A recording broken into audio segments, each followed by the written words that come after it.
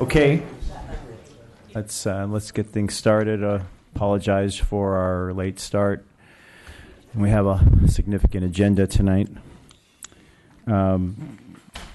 So let's report out actions taken in closed session. Trustee Lang. Yes, there was one item from closed session that's a reportable action. On a 7-0 vote, the board voted to approve a general leave of 2.25 hours for a full-time classified position to teach part-time for the 2016-2017 academic year at Saddleback College. Thank you, Trustee Lang. Now we'll have the invocation led by Trustee Whitt, followed by the Pledge of Allegiance. It's going to be a little hard for Jim to do it over the phone, although he could. Is he still going to do it? Okay. So I'll do the Pledge of Allegiance.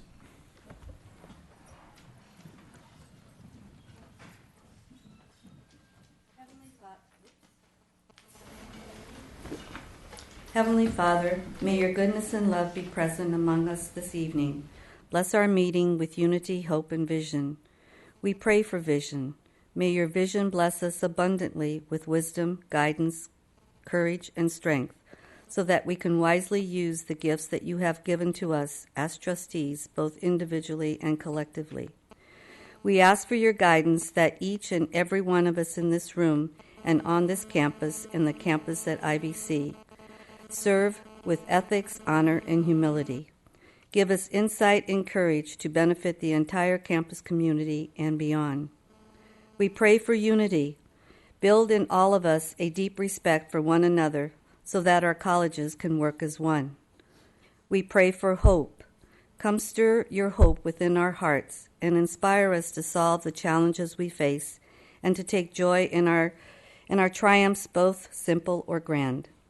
In respect and hope, we trust in your presence and guidance this evening.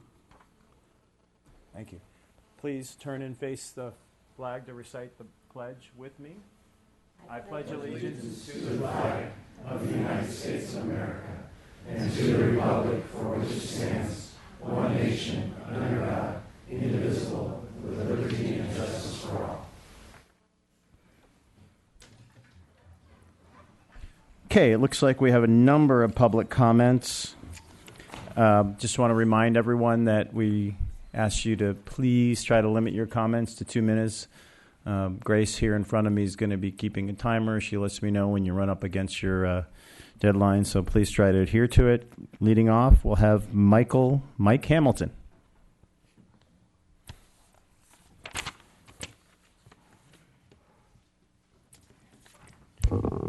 Always nice to go first. Good evening, Mr. President and members of the Board of Trustees. I am here on behalf of the Saddleback College Board of Governors for the Foundation, and really here to express our support and our financial commitment to the stadium that you're going to hear more about tonight. Our commitment is to raise $500,000 to really be used at the discretion of the board in terms of where we think we can make an important impact for a stadium for South Orange County. As I've tried to think about the investments that you as a board have to make, I look at this stadium and say, I'm not sure there's any investment that we could make in South Orange County that would have a greater impact on the community. I don't know what it'd be. You know, I guess maybe you could bring in a pro basketball or pro football team, but this has such an impact on the brand of Saddleback College. It has an impact on our brand as an athletic program. But I remember the first time I came to Saddleback College when my daughter was a sophomore at Rancho Santa Margarita High School, and she was a bando. She was here for band. And I have to say, I wasn't particularly, my first impression wasn't great having gone to that stadium. So now as a member of the foundation, I look back and go, wow, wouldn't we want to have everybody that shows up on this campus have a favorable impression of Saddleback? It's such an important part of our brand. So that's why I'm here tonight. I think that's why all of the members of the Foundation Board of Governors believe this is important and why we're pledging our financial support. Thank you, Mike, very much. Next up, we have is it Jan Durkett?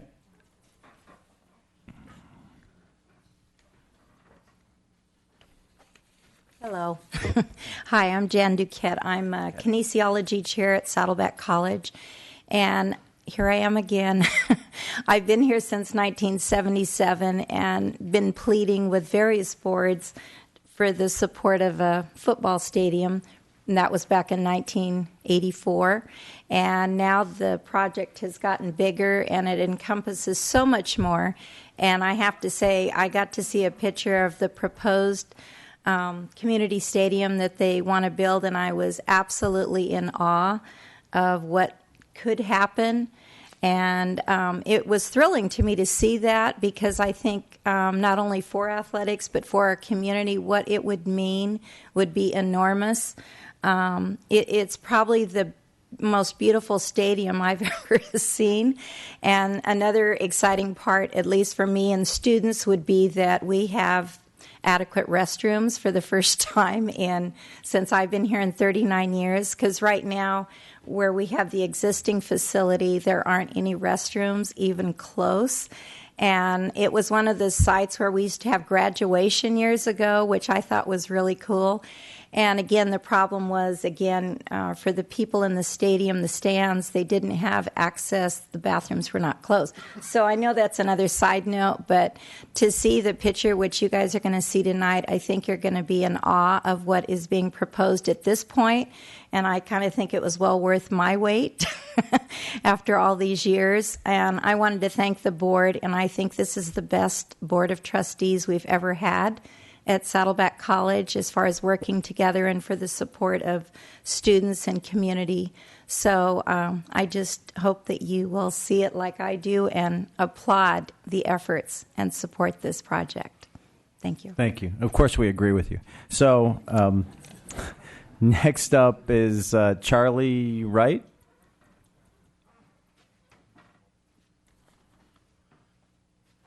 I'd like to thank the board for giving me the opportunity to speak on behalf of the stadium project. I'm a 1985 alum of Saddleback College, a national champion with the football program.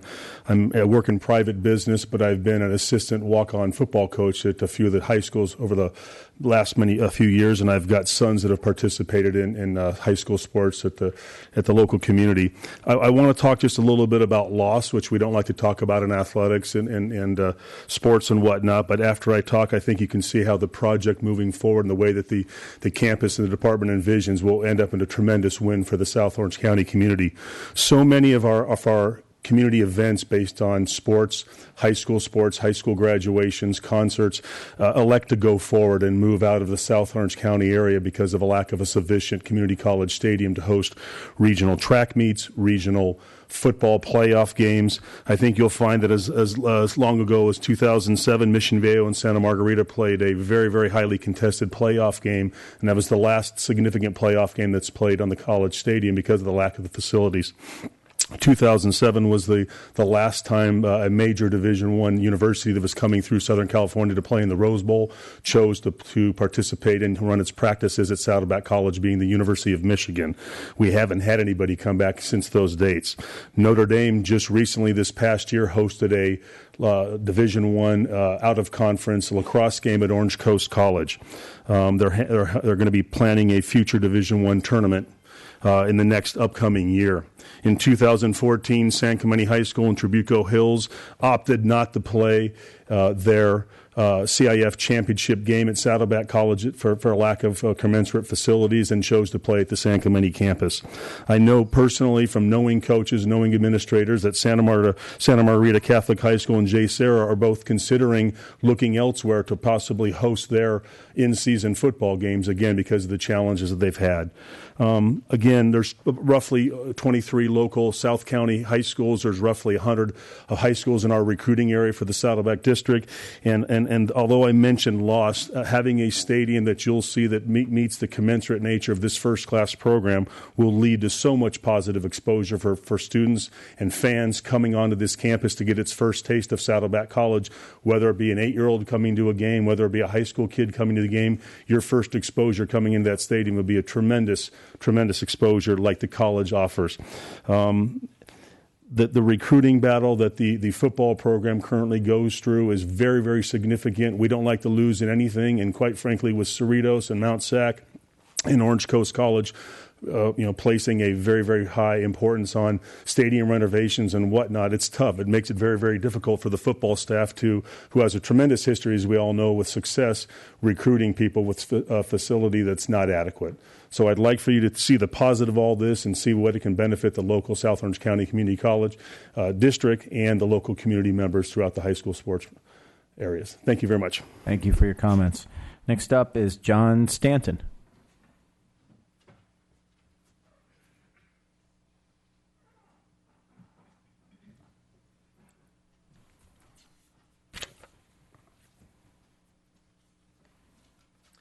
Good evening, Mr. President, members of the board, ladies and gentlemen. My name is John Stanton. I am here as a parent of a former student athlete here. My son Johnny was a good high school football player. And before I go any farther, I need to publicly thank Coach McElroy and his staff.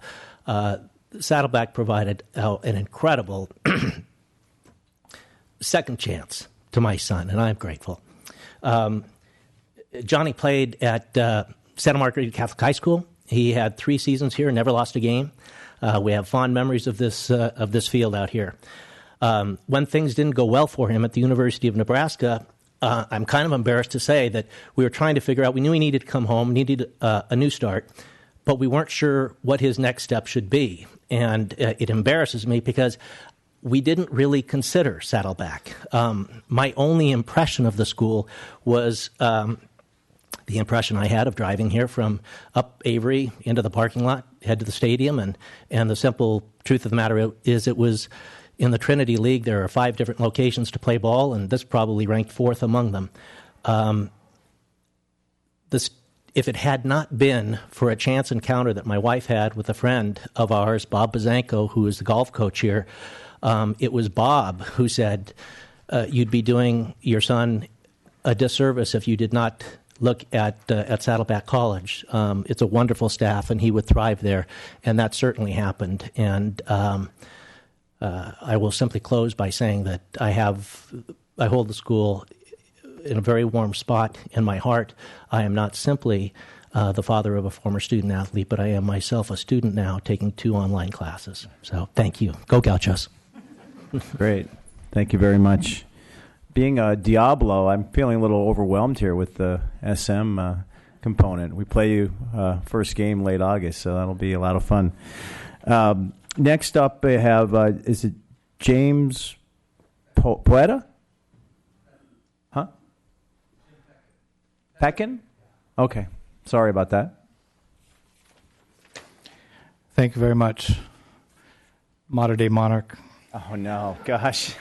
But a letter to the Board of Trustees that I wrote, and I've been at Saddleback has been my home since I was 13 years old.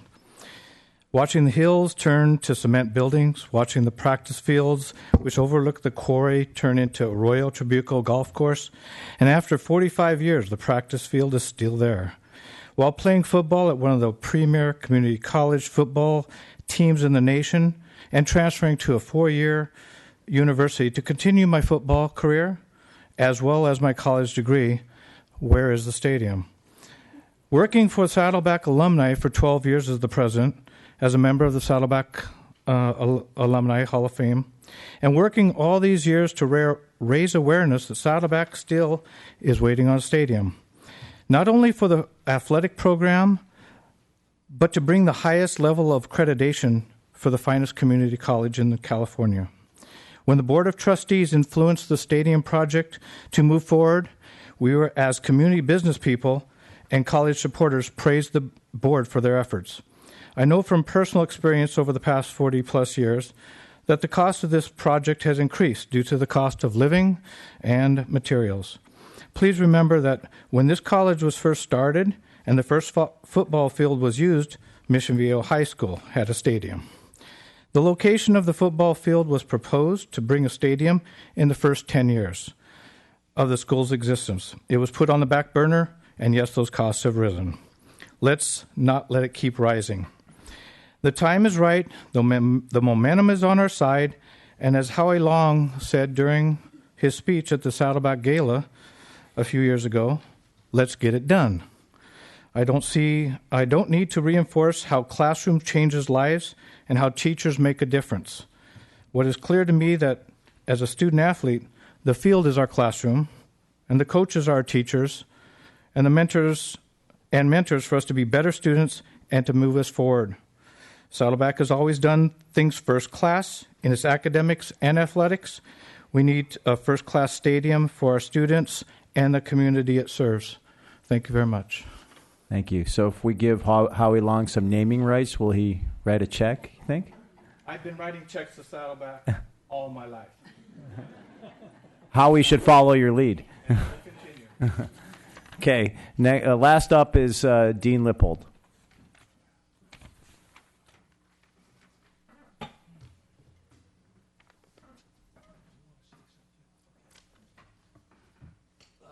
Mr. President, could I ask you, the president of J. Sarah High School, Rich Meyer, had another meeting at the school. He wanted to make a comment. He came in late. Would that be possible to give him a chance to? Another Trinity League person. Yep. Sure. Okay. Appreciate it. And then I'll go after Rich. Rich Meyer, who's the headmaster and CEO and president of J. Sarah High School. Thank you, Tony. And thank you. I appreciate you letting me speak just a few words off the cuff here. But as so many community members have already reiterated, we've been very blessed at J. Sarah Catholic High School to partake and make use of the stadium and facilities here. It's a wonderful, wonderful resource for our school community. We hope that the next most important playoff football game here held at Saddleback will be the J. Sarah Lions playing a to-be-determined foe. But all that being said, we enjoy a really rich relationship with Saddleback that has increased this past year with our business magnet program.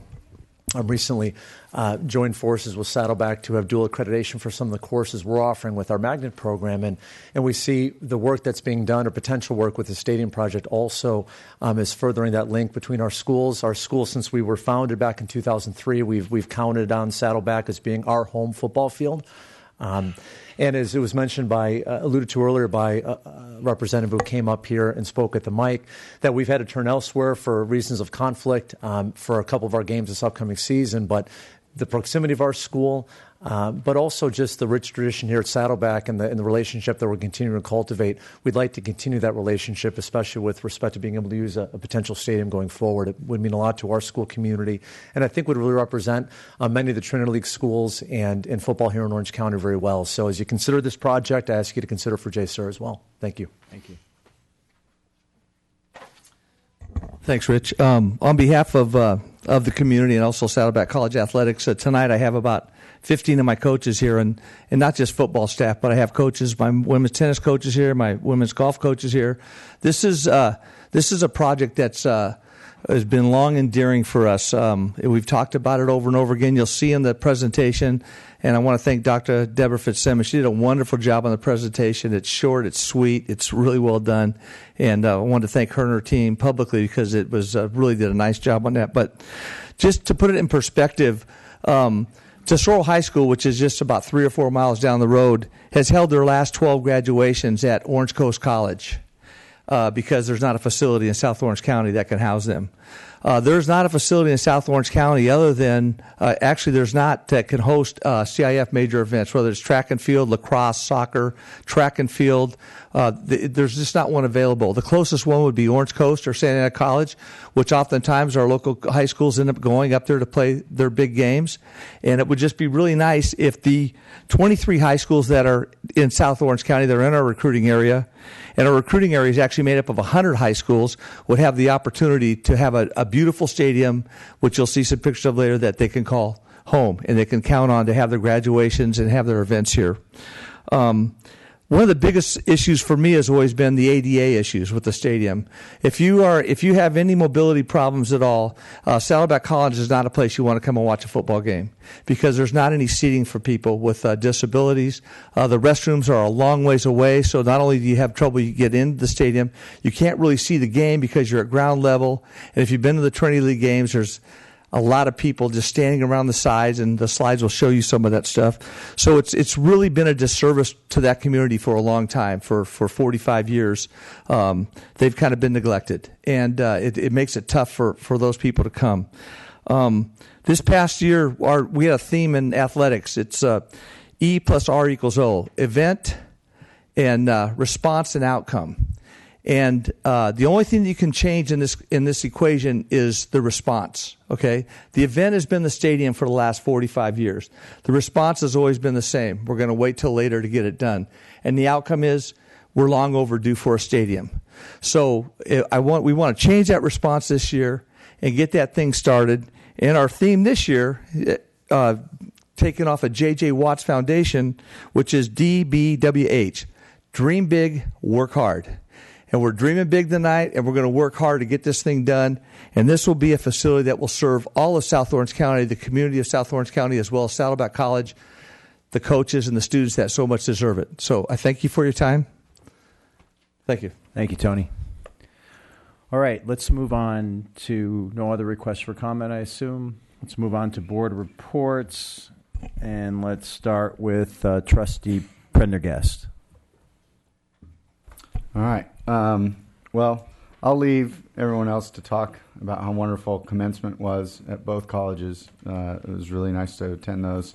I did want to publicly thank Trustee Jamal for giving me the opportunity to deliver the welcoming speech at IVC. It was quite an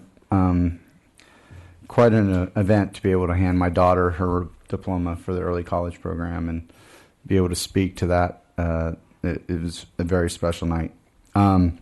The only other thing I did, unbeknownst to me, that I was invited to this until last minute, hence I wasn't able to give Terri a heads up.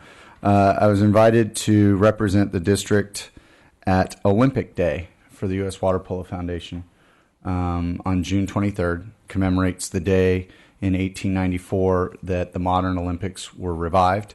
It's celebrated nationally as well as internationally. In all sorts of sports, and I was, as a member of the water polo community who has achieved some semblance of prestige, they invited me and got to be there with former Olympians, current Olympians, named to the national team, and represent the district at that event. It was really nice. So I'll connect with Terri later on where you can get some photos from some of those things that went on there, but they gave me a pin that I'm wearing tonight. This is basically the slogan for the national team for all the sports. It says "Be Victorious," and the RIO is in Rio's colors, and the US is in US flag colors. So they blended that in there really nicely. It was a really special day. Thank you, Trustee Jay. I want to keep my report really short. I had it longer for lack of time. I attended the Student Success Showcase at the McKinney Theater. It was honoring the Theater Arts Division. And then I attended the IVC Scholarship Awards ceremony at 8 a.m. on the 23rd Live Oak Terrace. And this was very, very exciting for me because I saw some of the students in the audience that I had sponsored a table for them at the IVC Gala. And so after that, when it was over, the award ceremony, I went in and talked to these students, and one of them was Heather Hage, and she has gotten straight A's. She was a speaker at the IVC Gala, and so it was fun to see the students that I'd bought the table for and see them get their scholarships. That was a big thrill for me, and hugging them, giving them big hugs. And then at the graduation was fantastic. And I don't want to take up any more time. Thank you, Trustee Jay. So for my report, I also attended both commencement ceremonies. Well done again on the parts of both Saddleback College and Irvine Valley College. Good commencement keynote speakers at both events. The IVC Foundation, the IVC Scholarship event was excellent. I really congratulate Alyssa Oransky for taking that foundation in new and growing directions. They're looking at the good things happening at Saddleback College Foundation. In fact, she came from Saddleback College Foundation over to IVC Foundation. I think she's doing a terrific job, and Bill Hewitt is the president. Both of them seem to be working well together, and it's really great to see the scholarships going up at IVC as they have been at Saddleback for many years now. And then I guess lastly, we had a board self-evaluation session. Most of you didn't attend it. We're trying to look for ways to improve the way we operate. So I think we're making progress. We had a healthy discussion at the session, and over the next year or so, I hope to see continuing good governance from this body. Thank you. Trustee Lang.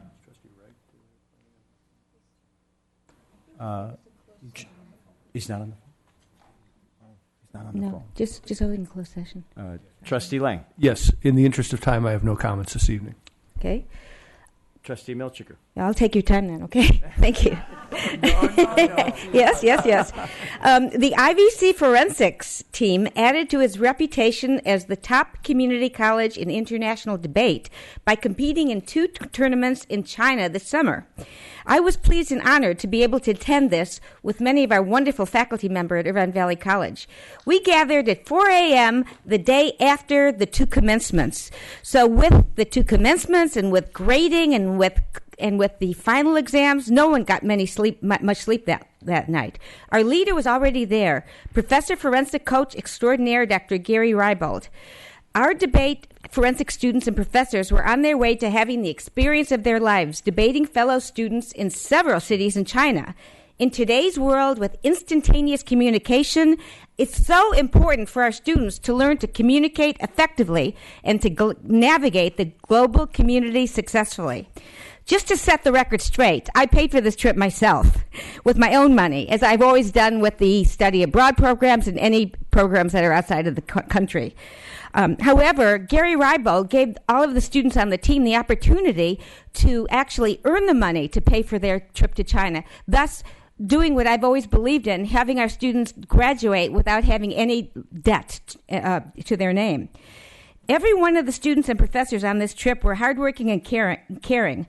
I brought greetings from the Board of Trustees to the Beijing Foreign Studies University in Beijing and in Xi'an to the Xi'an International Studies University. It was really fun to go into the auditorium and see my name up in lights there. So I was the dignitary that came from Saddleback, this district, and there were other dignitaries from Xi'an and from China and from Beijing. Our IVC students were paired up with students from China in friendship teams. So there was one Chinese student and one American student in each team so that one school wouldn't win over the other, thus saving everyone's face, which I agree in.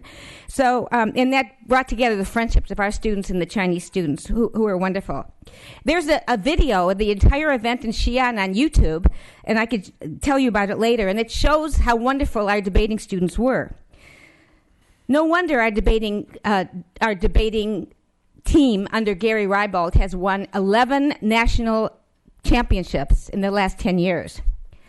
Along with training the tournaments, we also toured other cities in China: Nanjing, Suzhou, Hangzhou, and Suzhou, and Shanghai, of course. Shanghai was really incredible. This was one of the best trips I've ever been on. And I'm so immensely proud of our students and the faculty, and the other faculty members that I went with were wonderful. And by the way, the professors there are presenting this trip in service, so stay tuned. Thank you. Thank you, Trustee Milchiker. Okay. Trustee Whitt. I will be short. Obviously, graduation was phenomenal at both campuses, and it wasn't a long day. I enjoyed both of them very much. Pinning ceremony is always great. Obviously, I'm partial to that, everyone, as you know. And I also attended the human service graduation. And talk about it's a small world. When I was chair of that program, I developed the Mental Health Worker for Accreditation program, which we were accredited by Sacramento. And I was there to see the graduates of that program. So it was very rewarding. I also attended a little bit of the foundation retreat, and that was very enlightening, and I enjoyed it very much. Thank you. Thank you, Trustee Whitt. Okay, so now we're going to move on to, we don't have the student trustee here, I know. So Chancellor's report. California has more science, technology, engineering, and mathematics jobs than any other state in the country. But we rank near the bottom of the country in graduating STEM and health majors. California ranks 37th in the country for bachelor's degrees in engineering, 38th in the nation for computer science degrees, 47th for health, another 47 also in computer science, 49th in engineering, and 49th in health. So it's quite obvious that the need is great for workforce development. The state legislature and governor just tried to address that in the recent budget that's been signed by the governor. And included in the budget, $200 million for community colleges to improve workforce development programs. I wanted to, in that light, let everybody know that at the Chancellor's opening session in August, we're going to have as our guest speaker Von Tan Quinn Livin. It's a mouthful to say. And she is Vice Chancellor at the State Chancellor's Office, and her responsibilities are in workforce development. And she's going to present an overview of state and regional initiatives to address the workforce development needs. Thanks, Chancellor. Vaughn is excellent. I've seen her speak a number of times. I'm looking forward to that. College presidents' reports. We see neither of them here, so how's this going to work? I'll go first. Okay. Irvine Valley College. David Kachatri, good evening, Vice President of Administrative Services at Irvine Valley College. And President Rockmore couldn't be here tonight. He is traveling. And I'll just keep my comments brief. I wanted to thank the board members, the Chancellor and the Vice Chancellors who attended the commencement ceremony and the scholarship ceremony. We think it was a great success. And I just wanted to also thank Trustee Milchiker for the commentary on the debate team. I was going to explain it secondhand, but you saw everything firsthand, so you did much better. In the front row. I even helped adjudicate some of the meetings. Thank you. Thank you. Carol Hilton, Vice President Administrative Services. You've figured out that I'm not Todd Burnett. So he is actually traveling today. And my fellow Vice Presidents, Juan Avalos and Kathy Worley, they're both on a very well-earned vacation. So I'm it for Saddleback Administrative Team tonight. With that, we're very excited about the fact that the stadium presentation is coming to the board tonight. You can see the energy in the room. And, this will be a real transformational facility for Saddleback College. And we're very excited about that prospect. The whole college is behind this. And it will be a wonderful asset both for the college, the district, not to mention the students, of course, in the community. So we're very pleased about that. And hopefully we get the right direction tonight. And so in addition to that, we have our employee survey every 2 years. And this year we chose to use the Chronicle of Higher Education for that survey for two reasons. It's a very well-respected survey outfit, and in addition to that, it gives us a chance to benchmark against other community colleges. And we're pleased to say that we got the results, and our employees, me included, have designated our college a great college to work for. And so that will be released in the Chronicle's publication on July the 18th. Thank you. Excellent. Congratulations. Now we have Associated Student Government Reports. Let's start with Saddleback College. Hello, everyone. Trustees, President Jamal, Chancellor Portner. I am happy to be addressing you all tonight as the Saddleback ASG president for the first time, so no more confusion about who I am or why I'm here. So I am the president now, and I'm very happy to take over and looking forward to the next year. I hope everyone's summer has been going well so far. I was able to travel to Washington, D.C. in June to attend the National Conference for College Women Student Leaders. It was a part of my Elect Her grant, if you remember from earlier this year. It was a wonderful experience experience. This is my first leadership conference, and I couldn't think of a better way to start off my term as presidency. Other than that, we've been working on building our team this summer and interviewing applicants for our fall and spring semesters, and working on planning our member fall retreat. So, thank you. Thank you. ASG IVC. Go ahead. Good afternoon, President, Board of Trustees, and everyone attending. My name is Taviana Smith. I'm the 2016-2017 ASG of IVC President. As you can see, I'm kind of nervous. So starting this summer, we have released the applications for commissioner positions, and we have 2 unfulfilled executive and legislative positions. So hopefully those positions will be filled. So yeah, thank you. Thank you. And welcome. Oh, congratulations, Lucy, and welcome to you as well. Thank you. Do we have any board requests for reports? I guess seeing none. All right.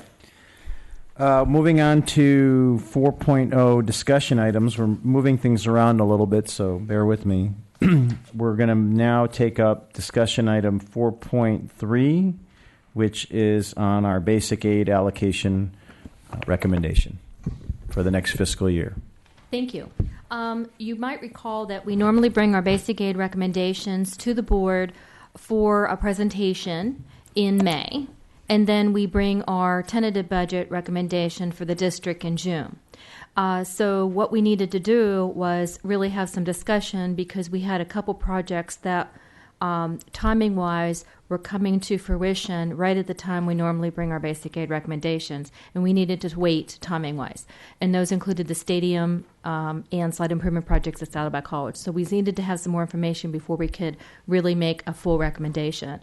So what you have before us tonight, after the BARC group really conferred and came up with strategy how we wanted to bring some recommendations to you, is a partial list of projects for the tentative budget purposes.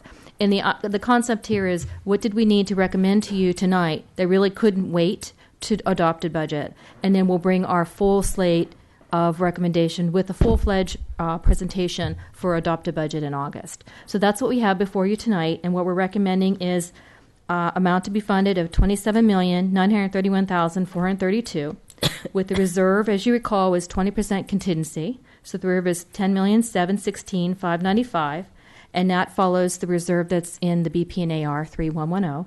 And then the unallocated balance is $25,840,895.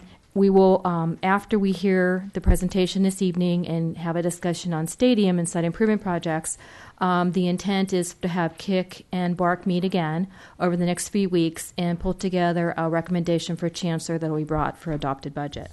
If you look at Exhibit A, page 1, you could see what the projects are being recommended. So we're recommending long-term obligations and fixed expenses of $24,625,000. We're recommending 2 capital projects that needed to move forward and couldn't wait for the delay, and that is the Saddleback College Fine Arts HVAC project of $2.1 million. That's augmenting that project by that amount, and capital projects, special project support for the ADA transition plan, and that is phase 2 of that plan to finish up that plan, so it'll be completed by September. We also recommending the ATEP site operations. As you know, we support some operations for that site of $766,432, and then, of course, you can see the contingency. So that's our recommendation tonight, and you don't approve this item, but it is incorporated in the tentative budget, so if you have any concerns, we would have to remove that and adjust the tentative budget, which is why we're presenting that first. Thank you. Thank you. Any questions for Deborah? Okay. Seeing none, we're going to jump around even more and move down to general action item 6.1, which is the district tentative budget.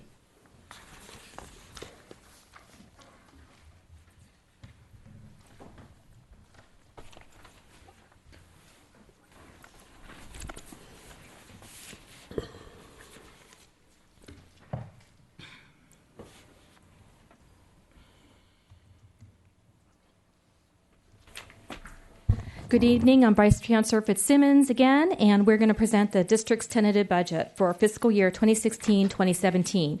With me tonight are both the Vice President of Administrative Services for Saddleback College, Carol Hilton, and for IBC, Davik Kachatian.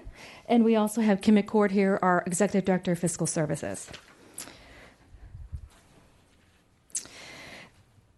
The tentative budget, for those of you who are newer to the board, is the draft budget used to start out the fiscal year, which begins on July 1st, and is based on the best and most conservative assumptions at the time that we're building the budget. And as you're probably aware, the governor has signed the final state budget, so those changes will then be seen in the adopted budget. Our fiscal year ends on June 30th, and after which we have a final and actual revenue. We incorporate that into the adopted budget as well. Our board is based on a board philosophy, and it's to ensure wise and prudent use of public resources, promote financial strength and stability, and maximize educational opportunities for students. And that's our budget philosophy of the board. We also have budget development guidelines, and these are incorporated in the budget book, and they've been around for a long time. And those guidelines ensure that we have a reserve for economic uncertainties, and that's our board reserve of 7.5%. We consider future long-term debt issues. We have retirement incentives, and there's a philosophy on how we use that. We have area and college allocations. We do not do deficit financing. That's meaning that we don't allow for negative structural deficits to occur in our budget. We address the OPEB trust, the retiree medical benefit liability. We have a philosophy around basic aid being used for one-time resources. We have a philosophy about one-time cost savings being used for one-time expenses, and that we ensure that our student FTE targets basically match SB 361, and the funding for growth also matches that. With that, here's Davik. Thank you, Deborah. The budget includes $700 million in various funds, with less than half of that in general funds, and the remaining budgeted in one-time funds such as capital outlay, OPEB, trust, and self-insurance retiree benefits. This slide focuses on sources of funds, in other words, revenues. The budget is based on the governor's May revision budget plan and will be updated based on the final state budget in time for the adopted budget. The largest share of the budget is coming out of the state revenue allocation model, also called SB 361, and it reflects no COLA, and it reflects 0.5% FTES growth for South Orange County, which is based on the statewide FTES growth allocation formula. Lastly, we're assuming a 4% increase in property taxes and no change in enrollment fees. This slide focuses on uses of funds, expenditures, and costs. For 16-17, most employee groups receive a 3% COLA in addition to a normal step and column movement, which is typically 2 to 2.5% annually. And in addition, our pension rates increase, and you will continue to rise in the future, as you will see further down in Kim McCord's presentation slide. And healthcare costs continue to rise as well. And as of the tentative budget, the percentage increase we assume is 5% for this year. Lastly, no changes are included for unemployment insurance rate and workers' compensation rate changes, although last week we learned that workers' comp rate did go down from 1.8% to 1.6%, and so we will update that for the adopted budget. With that, I would like to turn it over to Carol Hilton. So continuing the assumptions, these are pretty standard because they're in our budget development guidelines. As you can see, our reserve, our property liability, etc. And we still have our Prop 30 in the budget this year. Let's see if that extended or not. But at this point, we're relying on that in our income simulations. As far as available basic aid funds, we started the year with a carryover balance of $10 million. We did actually fund the first year of the pension rate stabilization in the 15-16 years, so that would have been more had we not done that, but that's a good thing that we've funded the first year. So we then end up with additional receipts of $53 million for a total of approximately $64 million to allocate. At this point, per the board agenda, Deborah just talked about 4.3. We have about $25.8 million that we've not allocated at this point in time. And once we know the direction we're going in with capital projects, the Capital Improvement Committee will meet again. The district-wide IT committee have already made their prioritizations.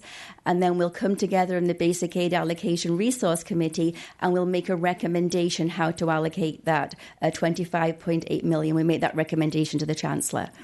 The 10.7 for contingency and the funds that were allocated to the long-term obligation and fixed expenditures is the $27.9 million you see there at the bottom. So there again, the 20.7, that 7.9 million is already funded. And in addition to that, of course, the OPEB trust, which is a very important part of funding our liabilities. So with that, I will turn it over to Kim. Not sure how I got all the downer slides, but this is now the fund is the budget trends that we have going on. And the first bullet's really important. For the first time, we are using some one-time funds to pay for our ongoing expenses in some of our budgets. And that, again, is against our budget guidelines. So it's something we'll need to be addressing as we go forward. Our personnel costs are now up to 88.2% of our budget, which is the highest. It went up from 84.9 last year.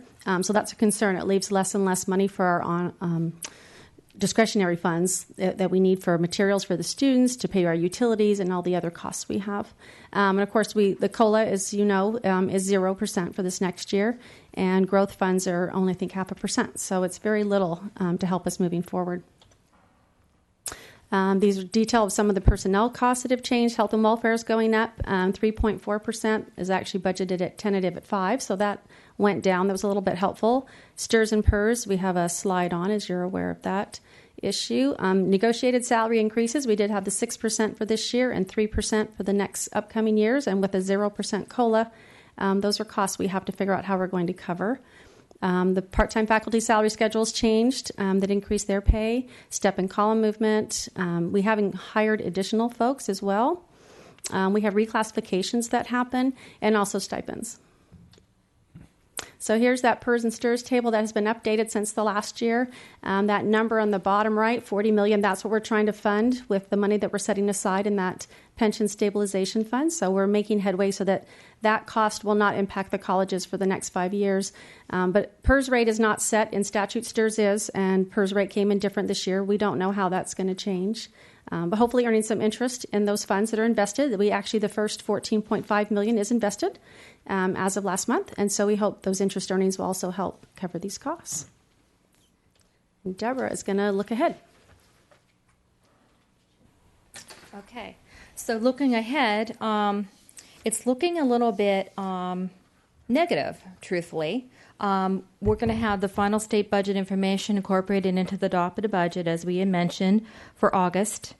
As you know, our primary revenue increases this year are one-time funds.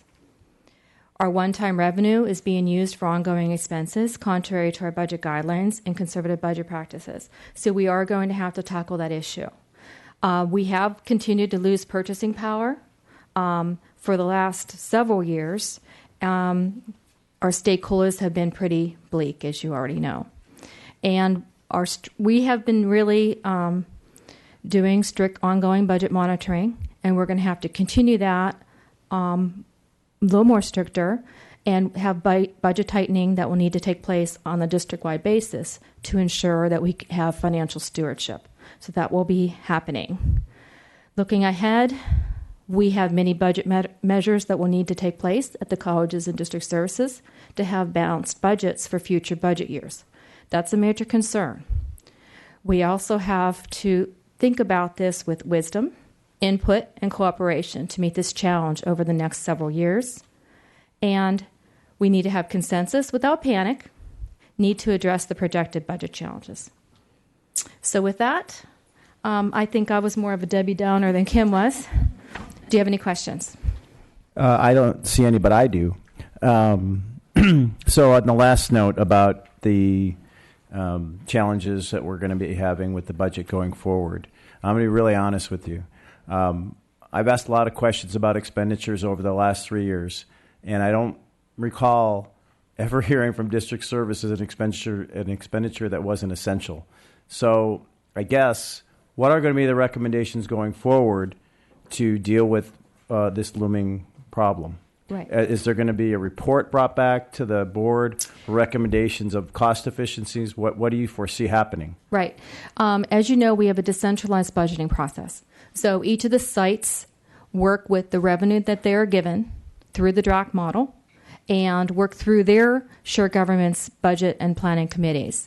So what will be happening is the efforts will be, we'll be talking about this on a district-wide basis, but we'll also be talking about this at our individual planning and budget committees. And it's not going to be something that's going to be solved overnight. Part of the issue is it's hard to do multi-year planning with the state budget. Late in the year, we find out what the state budget's going to be. So we have to plan for the worst all the time. And again, that's why we want to be cautious about ongoing commitments. So as you know, with COLA at 0%, it's not hard to do the math, that we're going to have to be really cautious. Now, we might be getting more one-time funds next year, or we might be getting additional COLA next year. So part of that is preparing for the worst for next year, and then hoping for the best is really what we do. And we're used to doing that as fiscal team as well as at the colleges. So I have every confidence on our planning and budget process. For adopted budget, we'll have more details, and we'll be able to share what it's really going to look like with more details than we have in tentative. But we're preparing a discussion for you so you're aware of the situation and the trends that are happening. I appreciate that. And I would like the district services and the leadership of the colleges to come forward with some honest recommendations going forward. As I said, it seems every time that I've asked about a budget item, I hear it's essential. So we need to think a little bit more creatively on this issue, because it seems like we're going to have some challenges going forward. So, having worked at colleges, I've worked at one of the poorest in the state, and it's basically working together, rolling up your sleeves, and planning, and having the resource allocations follow. There's a lot of reallocations that can be happening. There's a lot we can do that we're not doing. Great, thanks. Trustee Lang. Yes, just a couple of quick items. I'm looking at the information provided in 6.1, and specifically I'm looking at Exhibit A, which says page 16 of 37 at the top, but 15 of 36 at the bottom. Mm-hmm. And in the top part of that, there's a pie chart showing the allocation of the unrestricted general fund revenue. You're on Exhibit A, page 15 of 37 at the top? Mine says 16 of 37. Got it. All right. Yes, but, we're there. Okay. So I'm looking at the percentages on the right that says 13% beginning balance, and the pie chart shows 16%. Shows excess property taxes of 20%, and the pie chart shows 19%. And the non-resident tuition shows 4%, and the pie chart shows 3%. So I'm trying to figure out what's going on here. Wow, you have a good eye, especially since you're he's on a CPA. No one needs to. Okay, we proofed this. Kim, I believe that the amounts on the right are the correct amounts. Yes. We'll make that correction for the official public version of the tentative budget. Thank you. On the next page that deals with the allocations of the budget. So there it's kind of shows pretty starkly how much of the budget is going towards salaries and benefits. And in my mind, this is as high as it's ever been. You are correct. Leaving very little for other things besides salaries and benefits. So I'm just trying to figure out, it doesn't leave us much wiggle room. That is correct. That's why the rule of thumb, and I think Chancellor Portner has made a recommendation a couple years ago, and even Chancellor's perspective message, that we really want to be between 86 and 88% for all of our personnel costs, that's including benefits. And we have chosen to provide negotiated increases, benefit increases have occurred, and other costs have contributed to that. And as you can see, compared to last year, we have increased significantly in that area. Again, that leaves us less for instructional materials and other things that are necessary for classroom. And the flexibility that we really need to have. Yeah. Mm-hmm. Okay. Not a good position to be in. Yeah. I think that's all I have for now. Okay. Trustee Prendergast. Yeah, I just wanted to clarify because it's been stated a couple times, and I thought we cleared this up before. Basic aid board policy does not say one-time spending only. We cleared that up. The board policy doesn't say it, but in the budget guidelines, we say we'll use one-time resources for one-time expenses. But we already clarified that the OPEB is not a one-time expense, it's an ongoing, and that was one of the justifications for establishing the trust to handle the spurs and stirs expenses. So by doing that the way we did it, the way we understood it was that it wasn't going to be as big an ongoing issue as if we didn't cover them at all. Correct. Right. So while it may be an ongoing expense, it shouldn't be a problem if we did it right. Right. When you're talking about the PERS and STIRS rate increases. Yes. And that the biggest thing to that recommendation was that it relieved the operating budgets. So when you're looking at this chart on page 17 of 37, if we would have not done that, then these percentage increases of personnel and benefits would have been significantly higher than they are on this chart. So that lets you know that with the PERS and STIRS rate increases that just occurred that we're offsetting, those aren't budgeted in here. Okay. So it would even been more drastically worse. Right, but I'm just trying to clarify the statement that's being made that is incorrect, that we're saying that it's one-time spending only when that's not true. Not true. Well, we're limiting that assistance for 5 years. The PERS and STIRS rate increase assistance. Okay, but President Jamal has pointed out other areas in which we have ongoing expenses from basic aid. So it's not true to say that we only use it for one-time spending. Yeah. I just want to make sure we're very clear on that. Okay. Okay. Thank you. Trustee Milchiker. Okay, I have a few questions. Number one, on that chart on page 17 of 37, it says that the salaries and benefits of Saddleback College are 89.5%, and then in Irvine Valley College, they're 92.8%. Why? What is the discrepancy between the two colleges? Why would some have, and it says Saddleback College has a 1.4% reserve, and Irvine Valley has 0% reserve. So what is the discrepancy between the two colleges in those pie chart figures? It really is based on the college's individual priorities and choices in their budgeting. And again, it goes back to the centralization model that we have. I could allow David and Carol to talk a little bit more specifically to their college, but that's really their choice and how they want to spend their funds. Okay. Well, I have another question about the model, about our BARC model. We have a kind of an entrepreneurial BARC model, which in some sense pits the two colleges against each other because they get revenue.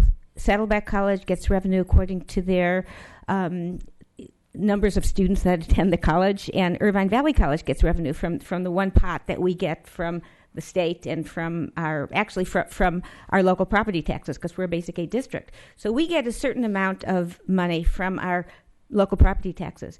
So unless we are talking about foreign students or some other students that bring in total revenue, we're not getting any more money from having our schools grow in number of students that attend. So I do want to serve our students. The most important, our business is serving students. So of course, the number one, the highest amount of money that we spend is on salaries and benefits because we're in business to teach, and that's what we do. So that's what we want. But if we're pitting one college against the other to grow more, to get more of the same pot, which is a discrete pot of money, are we doing the district a favor because we have the same amount of money? We're just fighting one college against each other. We don't do that with the DRAC model. The way the DRAC model works is that we model it at Senate Bill 361. And the state model takes in account the FTS, and it allows us to grow based on a regional growth figure. So our growth figure is allocated to us by the state based on a variety of factors. So we're allowing us, and that's part of the board's philosophy, and that's part of the draft model. It's been around for quite a while. It funds that growth based on what the state configures is the allowable growth. Now, notice that this past year, the year that we're still in, 2015-16, the state would allow us to grow, but we're not meeting the growth. So there is some substance behind the growth factor that the state has. So are you saying the state's allowing us to grow, but are we getting any more revenue from growing? Yes, if we earn it, it goes into the DRAC model. It doesn't come from the state. It comes from our calculation. So where does the money come from then? So it takes, I don't know if you remember, we had a presentation on the DRAC model last fall, and we talked about the sources that go into the DRAC model. So the DRAC model, you take the amount you would earn from property taxes through the SB 361, you do a calculation. And if you take the property taxes plus the tuition, the student fees, and you calculate SB 361 through the formula, we basically had a certain level. Our property taxes are higher, and that difference between the level and the property taxes are excess basic aid that goes towards basic aid allocations. Yeah, I know. So we try to model after SB So we get 361. funded really because we get funded above and beyond what we would get as a regular as another college because of our basic aid, because our property taxes are higher. So that gives us a little bit of a cushion, which we use for capital construction. We use it for our stadium. We use it for all of our capital construction. So we use it wisely. Yes, we do. But do we grow in money? I don't understand. And if we grow in money from growing our student population, where does the money come from? Yeah, it's coming through our property taxes. But we get that money from the our property taxes already. Yeah. So we allocate a portion of our property taxes, which are growing every year, model it off the model, and as you can see, it increased. Our budget increased from last year to this year, and the DRAC model increased as well.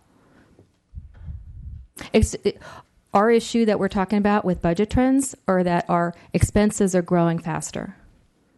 Our personnel costs are growing faster. It costs more money to offer more classes. That's expensive. We're not necessarily offering more classes. We're growing in our personnel costs based on bargaining and benefit increases. So you're saying we shouldn't grow that much? We should cut down on growth of our No. of hiring more faculty. That's not what I said. Thank you. Trustee, can you yield to Trustee Lang for a second? Yeah. Okay. Well, I think maybe another way to restate what you're saying is that there's no incentive for the colleges to grow over and above what they would get from state apportionment.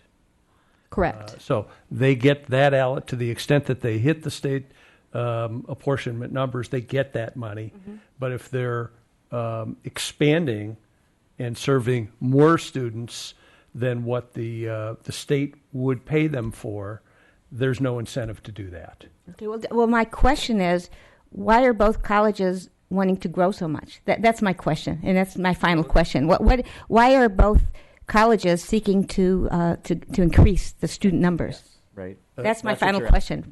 FTES grow. Yeah, but we're not getting any more from FTES, from the state or from local property taxes, from my understanding. Carol Hitt wants to try to answer your question. Okay. I'll give it a go. So the reason that we want to grow is because we have a target based upon the numbers of FTES that we generate plus the growth cap. So the state will say, you can grow so many FTES and get paid for it. And so, therefore, we want to achieve that growth to get paid for it. But we don't want to grow above that because we won't get paid for it. So we're always trying to hit that growth target because that growth money helps us balance our budget. So that's why we want to grow. In addition to that, we have even though you're absolutely correct, we have one pot of money that comes from tuition and local property taxes. And the bigger that piece is that goes to the colleges, the more of that pie it takes. But it's the same piece of pie. That's what I meant. Yeah. That's exactly So, what I meant. right. It's the same piece of pie. Yeah. So it's just how big the piece is that goes to the colleges. So that's why we have our budget development guidelines that limit the colleges, so we just don't grow as much as we can and chase growth, because then it becomes manageable to manage that. We have very controlled growth so that so that we can plan correctly. The other piece about growth as well is we also have categorical programs. So when we can count head count and more students, then we also gain in our categorical programs because we get paid by the numbers of students in those as well. Yeah, so that's ELPS and DSPNS and all those categorical programs, right? And revenue. The lottery is also local income. That's by student head count. So all those we get directly from the state. Okay. Prop 30 money we also got on head count. That's extra money that we got from state. It didn't come from property taxes, from our own local property taxes. Okay. Thank you. Thank you. Trustee Lang. Yes, I'm actually interested in following up on one of the points that Trustee Milchiker made. And so my question is directed at David, which I'm also very concerned about the fact that you are basically reflecting a budget that shows no capital outlay, no reserve for economic uncertainty, and I'm just wondering how we got there. The reserve for economic uncertainties for IVC historically has been about $1 million. That's been our internal college's approach and policy. This year, in order to balance the budget, we had to eliminate that reserve to be able to balance it between revenues and, the salaries and benefits, and in comparison with revenue that we got. We were able to balance it without the reserve for economic uncertainties. In addition to that, we had a smaller amount of cap outlay, which was about $150,000 that we needed to zero out as well to balance it. It's been a struggle this year. It's been kind of a difficult task to do that. If you look at the budget message, we had to take some steps and made some assumptions to be able to balance it. It's probably been one of the most challenging budget times for me since I started in 2004, 2006 at IVC. Are you anticipating that you're presenting to us, hopefully, a very conservative picture that will ultimately be better when we have final budget numbers? I would say this is a realistic budget. There may be some things that do change between now and the tentative and the final budget. We'll have to see what the state governor's budget, the state budget has for us. There may be some, hopefully, positive surprises. The information that we have right now makes me believe that this is the most realistic budget we have as of right now. And we had to, for example, make assumption about some salary savings that happen every year, year after year. So we built in about $300,000 in savings into the budget, which is kind of unusual for the district, but I know the state has that as a regular practice. It's been kind of a practice at the Department of Finance level. Okay. I'm not trying to put you in the hot seat, David, okay, because this also applies to Carol as well, I think. And that is, did we know this would be the result when we went into negotiations this year? Did we know that this was going to be where we were at now? We have a 5-year budget projection model, and every time there is new information that comes out, we do a projection for the next 5 years. So we monitor the effects of different decisions or news coming from the state or locally, and we discuss it locally and present it to the president, and I think that information has been communicated as well.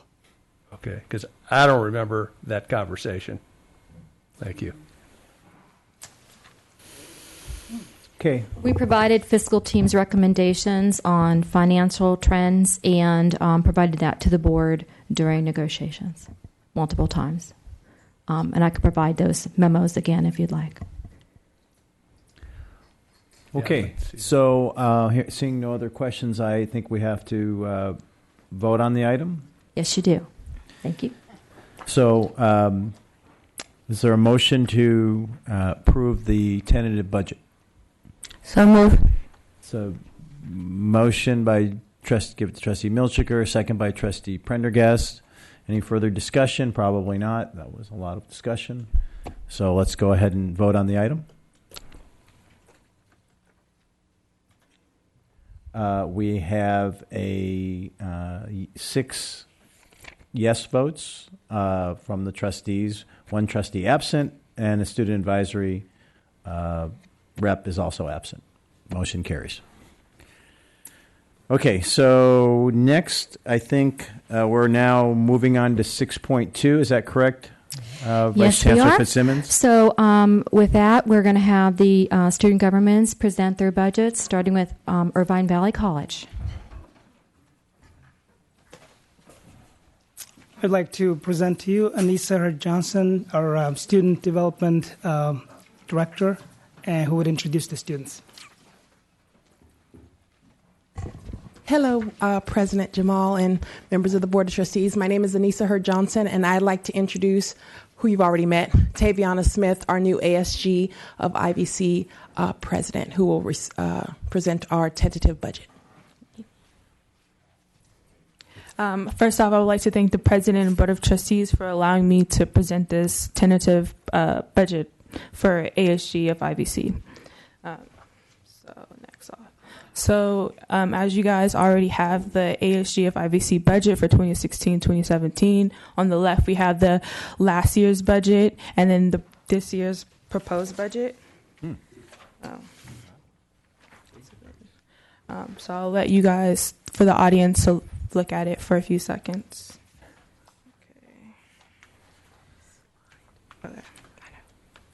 So moving to slide 2. Okay. Sorry. So this year we had a record number of submissions. We had 74 individual requests for funds. They totaled around $1.4 million. However, our budget is going to remain the same as of last year. Last year's budget was $515,000. Due to our anticipated return of approximately $69,000, which is based on ASIVC funds allocated not utilized this year, we are anticipating a budget of $584,000 for 2016. This includes $47,000 in ASIVC sticker sales, $402,000 in bookstore sales, and $50,000 in cafeteria sales. So the Budget and Finance Committee compromises of 12 people, and they had open budget hearings on every Friday afternoons between 12:30 and 5:30 during early March and late March and early April. So it was March 4th, March 11th, and April 1st of 2016. We had around 109 individual students who attended, who were representing over 30 clubs, co-curriculars, and ASG departments. And they were allowed to speak on the merits of each budget request. And some of the allocation budget request process was through the individual department submissions of their campus resources request forms that indicated a request for ASIVC funds in October. Then the ASG Budget and Finance Committee departmental they had site visits through November and January. And then they had submissions of a mid-year budget expenditures report in mid-February. And then if needed, we reviewed their foundation account balances in mid-March. And then like I said, they had their open budget hearing early March to early April. And then during the ending of April, ASG, legislative and executive, they were allowed to vote on it. Moving on. So this slide is pretty much what I just spoke about. During the 2016-2017 year, we were asking to have a opt-out system for the 2016-2017 year. It is our belief that our events and services and activities are funded and facilitated by the ASIVC. It represents student interest, population, and are accessible to all students. A lot of students are turned away because they do not have the ASIVC sticker. And we are continuing to produce amazing events, and I think that this will be a good idea, and we are allowed to give other clubs and organizations more money if we are allowed to do that.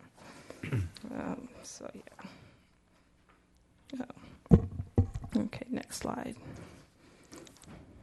So some of the accomplishments of ASG of IVC is that our legislative branch, they have facilitated academic programs receptions. They were giving away free food, and that attracted students, and we were allowed to do surveys, in which we received 463 academic program surveys and 470 bookstore surveys. The student senators were also participating in intensive pre-fall training and leadership development that gave them training to take part in their position and make these different departments better for the students of ASIVC and ASG. And then we also had 95% of all of our student leaders participated on campus-wide committees such as Academic Senate or Student Equity. And also, last year, we were able to provide over $400,000 to 33 clubs, 5 co-curricular programs, and 15 departments. Then this concluded EOPS, student ambassadors, the transfer center, etc. And also, we were able to present and provide following annual events. As you can see on the board, on the screen, we had Constitution Day, Fear Fest, President's Cup, and then this year, we had the Diversity Committee hosts various diverse events, African American Celebration, Nowruz, which is Persian New Year, and that we had a large turnout on that as well. Thank you. I'm open for questions. Yeah. Thank you for your presentation. Thank you. I have a question, but I'll defer to Trustee Milchiker. Either way, first of all, thank you so much for the presentation. It was excellent. I've been getting my agenda online for well over 5 years. Hasn't it been like that? But this is the first time I ever remember getting pop-up notices. And you touch the things on the chart, and they pop up and explains what they are, and I love them. Let's continue getting these, okay? I was going to ask you, how do the students like the opt-out idea? Number one, how do the students like the opt-out idea for getting an ASB card? That's number one. And number two, do you think the revenues in the bookstores are down because students are getting their books from online sources and through Kindle and through other methods such as that? Those are two questions. Yeah, I'll start off with the first question about the opt-out system. A lot of students, including myself, think it's a really good idea because if we give the students the option to opt out to save money, they're going to opt out. But also, too, a lot of students, when they get the ASIVC sticker, I think they're not really aware of there's these events because before we never had diversity events and stuff like that. And so that was a really interesting thing. And also too, it will benefit ASG because we're able to give more clubs who have participated in retention and student involvement more money. Second question, yes, I do believe that the revenue in the bookstore is going down because we do have things like Amazon where I know for me taking summer classes, it was cheaper to get books off of Amazon than it was than our school bookstore. So probably all the bookstores are having that same problem. Yeah. Thank you. Thank you. Trustee Lang, you have a question? I think mine's been covered, but go ahead. Okay. You are, I can tell from the budget, by the way, very good presentation. Thank you. Good job. Obviously I see your footnote that you're anticipating a significantly reduced contingency fund carryover from the prior year. Now that we're a little bit closer to fiscal year end, do you have any better sense of what that may look like at this point? Because, obviously I'm having a hard time,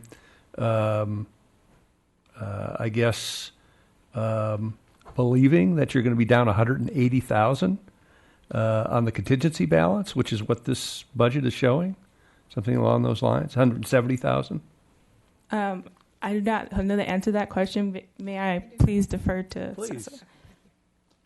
So we had an unexpected windfall right when I arrived to the job. I think it was because of me, but really. Take credit if you can. I'll take credit if I can. And so we had a really unanticipated windfall of funds that was leftover funds mostly that people hadn't spent. And so as a part of our process this year, we looked at how much recipients was received as of mid-March. And so we saw that people were getting money but wasn't spending the money. And so we kind of accounted for that in our funds. And so we don't anticipate having that amount of money. Part of that was a one-time fund increase. I think it was from the bookstore. David, was it bookstore? Yes, part of that was a part of the bookstore that we won't get this year. And so this is a definitely much more realistic budget anticipating. So we do have to look at, with 1.4 in request and only about 500 plus in actual funds, we really do need to look at how we can bring some more revenue to be able to support some of our academic programs. So I completely understand you're wanting to be very conservative with this budget. And, hopefully, obviously, the picture isn't as bleak as what's been painted here. Just out of curiosity, though, to the extent that the contingency comes in, somewhere, I would say, substantially higher than what you budgeted, what would you be inclined to change here? What programs are likely to be restored? We're talking co-curricular, department support. Have you given some thoughts to that? So I was the advisor to our Budget and Finance Committee, which was 13 different students. And so they felt very adamant about student scholarships. They also felt very strongly about co-curricular programs. One of the things, if you look on our budget, you will see that co-curricular programs is not funded at the same level. But one of the things that we got from the co-curriculars were that they weren't spending to the same level. And so that's part of the reason why. So this isn't like, oh, we cut their budget because we're just doing it. We heard back from folks, the numbers were down in some of the programs. We actually added another co-curricular program, Psi Beta, who got additional funds as well. So part of that is we have more co-curriculars, but they also are using less funds too. So I would see it going into student scholarships and activities and events. Definitely more stuff that would be with student, like direct services to students. Great. That's the direction that the students wanted. Okay, appreciate it. Okay, thank you. Thank you very much. I think we now have ASG Saddleback College.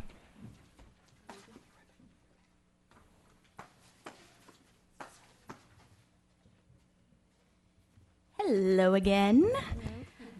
So I would first like to thank the board for moving us up in the program tonight, and I would really like to thank everyone in the audience, especially everyone who's here for the stadium project. We will get there. I'm really excited about it too, so thank you so much for allowing us to do that. Really quickly, I would like to introduce Erlyn Ballo. She's our Interim Director of Student Life at Saddleback, as well as Ray Camillo. She's our Vice President of ASG this year. With that, I'd like to introduce Arya Darwi. He's our Director of Budget and Finance for ASG this year, and he'll be presenting our tentative budget for 2016-2017. Whoops, sorry, I wasn't on that slide. Yeah, I just changed it, sorry. So yeah, that's me. All right, so hello. So these are the numbers. If anybody would like one, our Vice President, Ray Camillo, has hard copies of our budget spreadsheet, and she will come and pass them out to you. I will be referencing this mainly in the budget highlights. So let's begin with the beginning fund balance. ASG does not anticipate an ending balance from the 2015-2016 budget, and therefore it did not include a beginning balance to take a conservative approach when awarding the division grants. At this time, the beginning fund balance only includes the emergency reserve, which is required by our finance code and our bylaws. And now I'm going to talk about our revenue. So the bookstore and the cafeteria. As there has been a downward trend in contract revenue for the past 3 years, ASG has anticipated this trend to continue and has adjusted the sources of funds accordingly. The ASB stamp revenue. ASG experienced a decline in sales during the 2015-2016 academic year. Though ASG will focus on the sale of the ASB stamp and fund booklet in the upcoming academic year, ASG is also anticipating a reduction in this area still. Total sources of funds. Due to the reduction in revenue for the reasons above, the total sources of funds have been reduced. Uses of funds.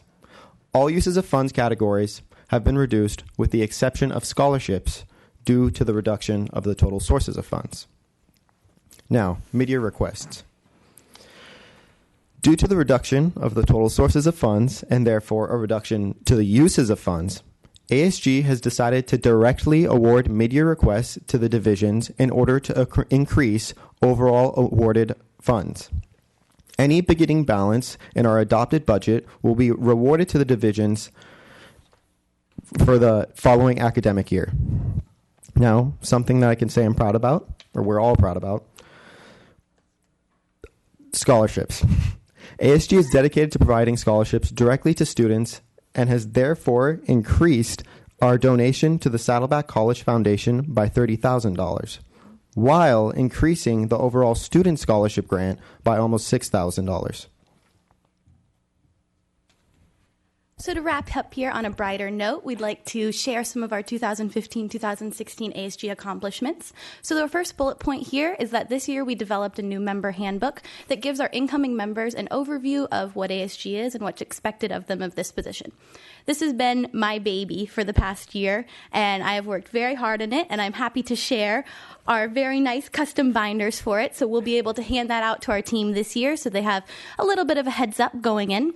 Our Budget and Finance Committee implemented a new protocol when talking to the divisions, similar to IVC, discussing what their funding was being used for and if they needed more or less in the future. Those meetings helped us present this presentation today. Our International and Diversity Student Council has created an a diversity and inclusion plan to help build a more lasting and robust and inclusive campus culture at Saddleback.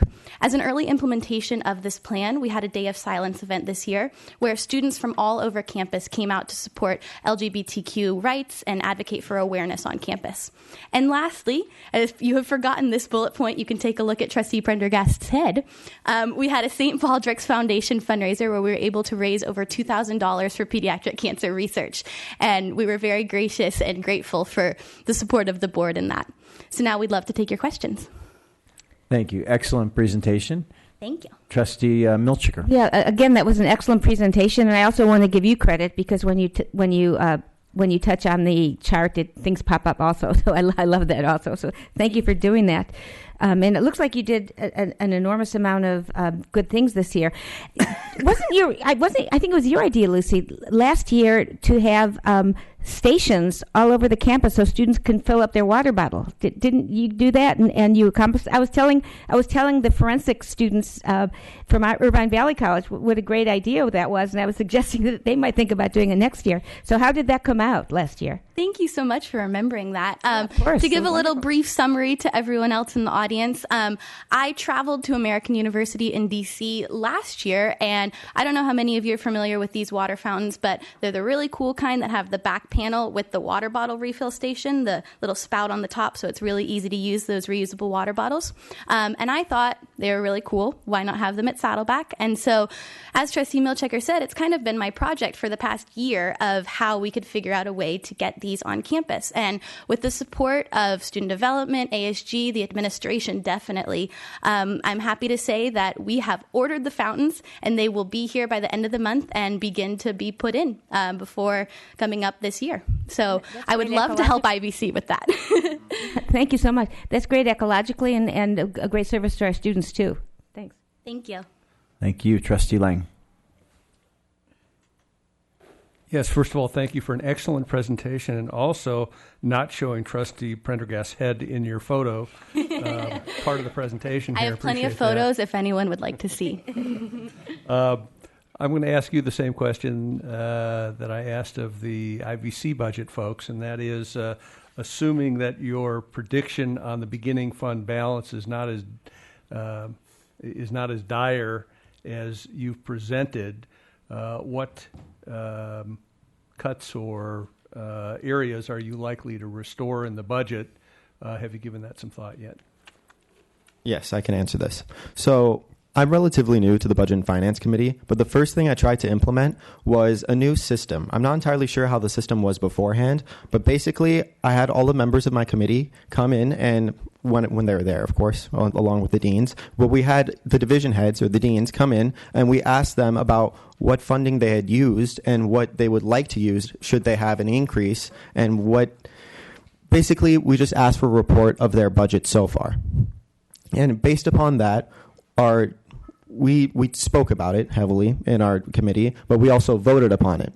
So when our adopted budget comes in, and depending upon our beginning balance, I will adjust. We will basically apply what, with the votes that we have, each percentage, those will be applied to the beginning balance, and that is how each division will be awarded.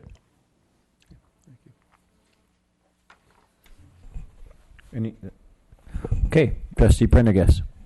Yeah, I just had a question because I remember we had a similar point made last year about the sales of the cards, the ASG cards, decreasing, and then there was going to be a push to do something to try and increase it. Appears that didn't work, and yet you have again in this one a conservative estimate that'll go down, but still an idea that you're going to push to try and increase it. Where is the disconnect, I guess, with what your goals are and then what the students are actually doing? Like what, I noticed, IVC is going with the opt-out instead. Is that maybe a consideration? Yeah, so I was at last year's budget presentation as well. I was much newer to ASG, so it was actually my first board meeting, believe it or not. But this year we had a lot of other things on our plate that we did handle first before the stamp. I will admit that to all of you. It wasn't necessarily our first priority because I don't think any of us realized how much it needed to be. So obviously we know that now, and it's something that, is going to be heavily considered in my presidency. I don't think that we want to spend as much time focusing on new ways to sell the stamp, but we also want to take a look at why it's not selling. Actually, before this presentation, we were all sitting around discussing, responses to possible questions that you all might have.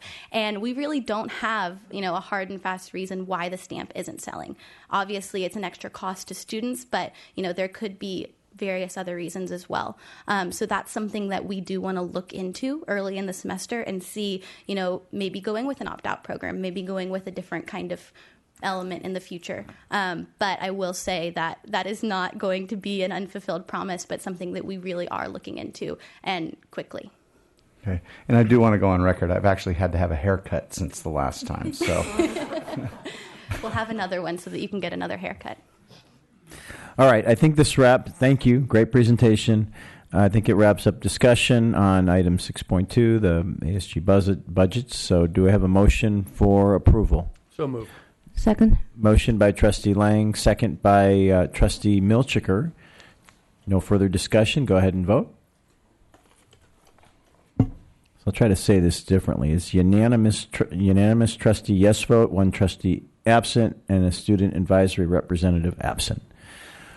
Okay. So what many of you have been waiting for, we're now going to turn to the item 4.2, the stadium project, and I think Vice Chancellor Fitzsimmons is going to kick things off.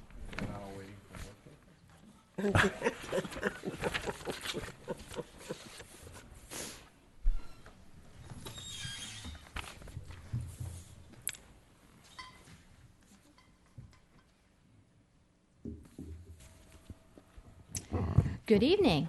All right, so this evening we're going to have a few of us present on the status of the athletic stadium renovation capital project at Saddleback College. It's a project that's very near and dear to Saddleback College for many, many years. And so tonight we're going to have football coach Mark McElroy, myself, and project manager Mary Opal presenting. And with that, we're going to have Coach McElroy come up and talk about the existing college stadium and the components. Good evening, President Jamal and members of the board. This is exciting to be here and be able to talk about this stadium. I'm just going to kind of go through this, not invest a lot of extra time. The original stadium was constructed in 1969, and I actually watched a ball game there when I was a young man. The maximum seating right now is 4,500. In order for any contest at the high schools be played in postseason, it needs to be a minimum of 7,500 seats in order to get postseason play, and that's real important. The restrooms are outside the stadium, as you'll see picture in the next slide. That's not good for a number of reasons, but one of them certainly for security reasons. It's a very important thing, keeping the safety of all the spectators at that. Our lane currently is an 8-lane, our track is an 8-lane track, and it needs to be 9 lanes in order for us to be able to hold regional events here at the community college level, which would be something we would like to host and bring other colleges on our campus. The press box and grandstands are not ADA accessible unless you consider tough sheds as ADA accessible. So the press box is not a solid place to be. I don't know if you've ever been up there. The concession area is not adequate. If you've been there at games, you are waiting in long, long lines. And again, that's a product of tough shed as well. Maintenance of the natural turf, I'll show you in the third slide that I get to talk about, does not allow for multi-sport use on a day-to-day basis.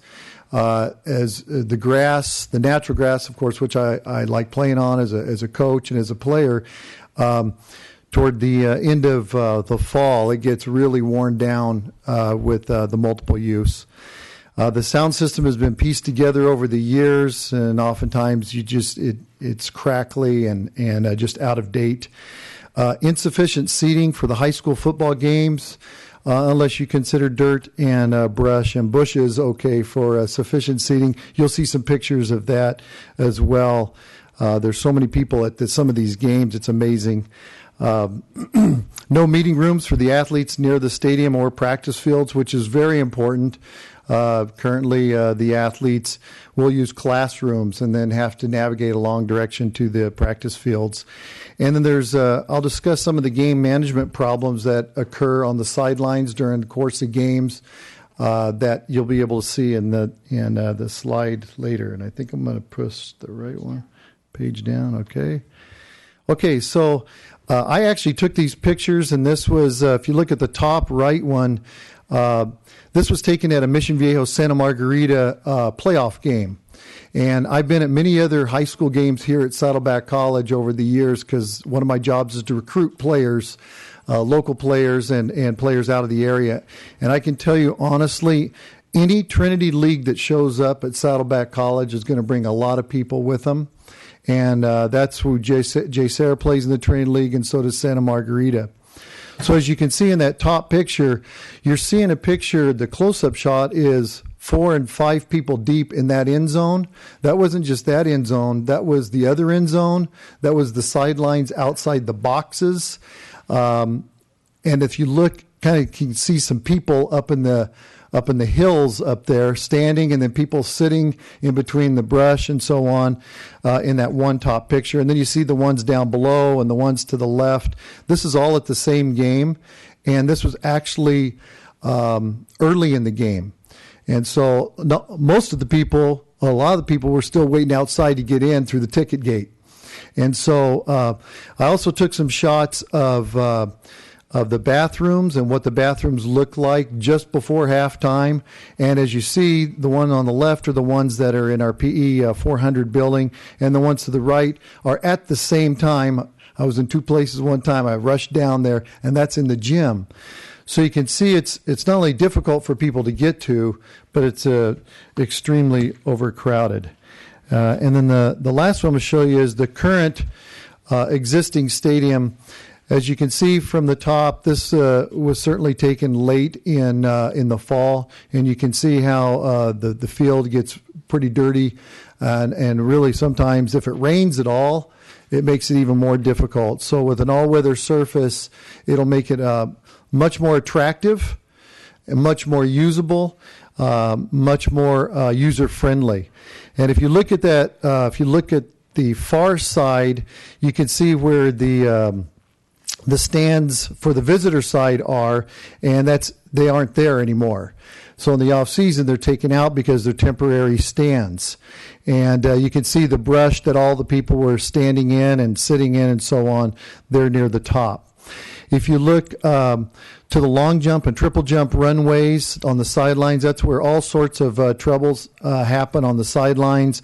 There's some safety issues there, as well as the game management issues of how far back the athletes are supposed to be from the field during the course of a football game. There's constant game management issues that we have at our stadium that we don't experience at other stadiums. We're blessed to play on the same size field that you'd play anywhere with. We're thankful for all the support that we've been given over the years. But I'm telling you right now, this facility will really raise the level of awareness of South Orange County and the people that will come here, former students, current students, and future students for years to come by putting a first-class facility. There's no other venue that we can get the numbers of people to come on campus to check out Saddleback College. You have 8,000-9,000 people at a high school game, and they walk in and see this beautiful stadium. They think everything else is that first class on Saddleback College. We don't want them to think the otherwise with the condition that this 50-year-old facility is in. So that was my talk, and thank you for letting me do that. Thank you. Thanks, Coach. Okay, so as we indicated, this has been a long-standing need from Saddleback College. This is some clips from a newspaper article in the 1990 year where they were looking at trying to do a 10,000-seat stadium and kicking up a fundraising campaign. So this has been a stop-and-start project for many, many years. You can experience some of the frustration that people have had trying to get this going for a long time. We did a little bit of a recap of forecasted project costs over the years. So we skipped to 2007.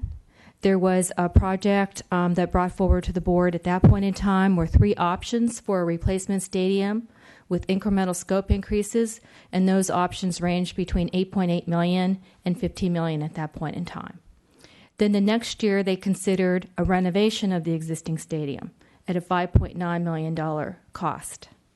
They also looked at it again in 2011 for renovating the existing stadium for $6.3 million.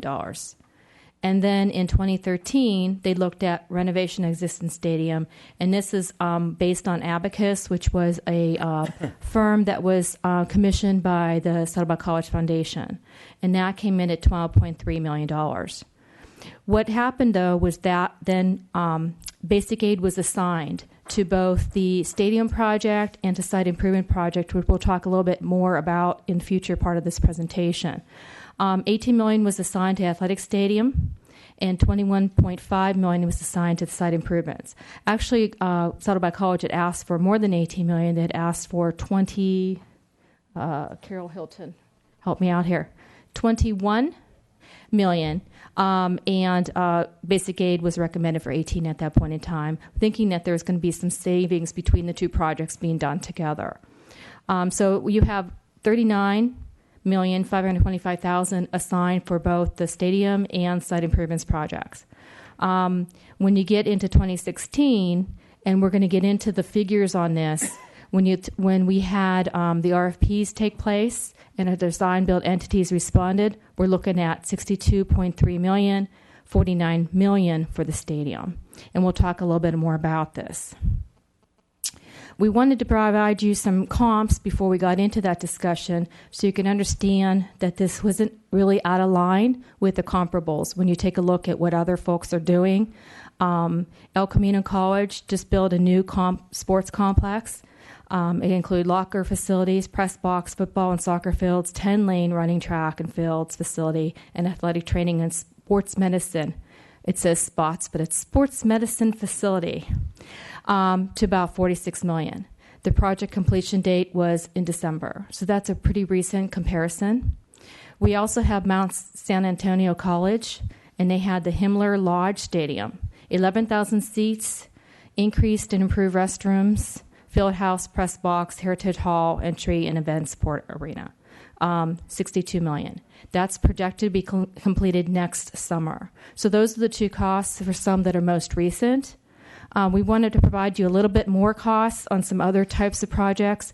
These aren't totally apple-to-apple comparison. In August of 2014, Southwestern College completed a $45 million renovation, It included a field house and some classroom building, and included home locker room and 2,600 square foot weight room, 4,600 square foot multi-purpose space. But they did a renovation of their existing stadium and artificial turf. Their stadium seats 7,200. LA Southwest did one in 2009. That was a long time ago, 7 years ago now, at their existing stadium, $15 million. So they didn't go far to do some of the other things that we wanted to include in the scope at Saddleback College. Palomar College is at the beginning of a $67 million athletic complex project, including the athletic kinesiology building with that new football field, 3,500 seats, press box, 2 sand volleyball courts. So it's a different type of entity. Fresno State is in the beginning stages of a 4-phase stadium renovation, $80 million. It's including athletic seats, restrooms, press box, operation building, office space, scoreboard. And then Whittier Union High School District, they have built 2 7,000 square foot stadiums at Pioneer and California high schools, each coming in at $18 million. They're minimal without any support buildings. So it gives you an idea that their range in size and scope. Some of these figures are older years. And of course, as you know, construction costs have gone up significantly each year. So with that, we're going to have Mary Opal talk to you about the facts about the proposed stadium and what's included in the scope of work. Good evening. So I have a long list here, but what I'm going to do is actually take it to the next page so you can actually see what the proposed stadium looks like. This is a rendering that was provided by DLR Group Architects, who is our criteria architect, working with us to put together the scope. So when you look at this stadium, we're looking at an 8,000 seat stadium.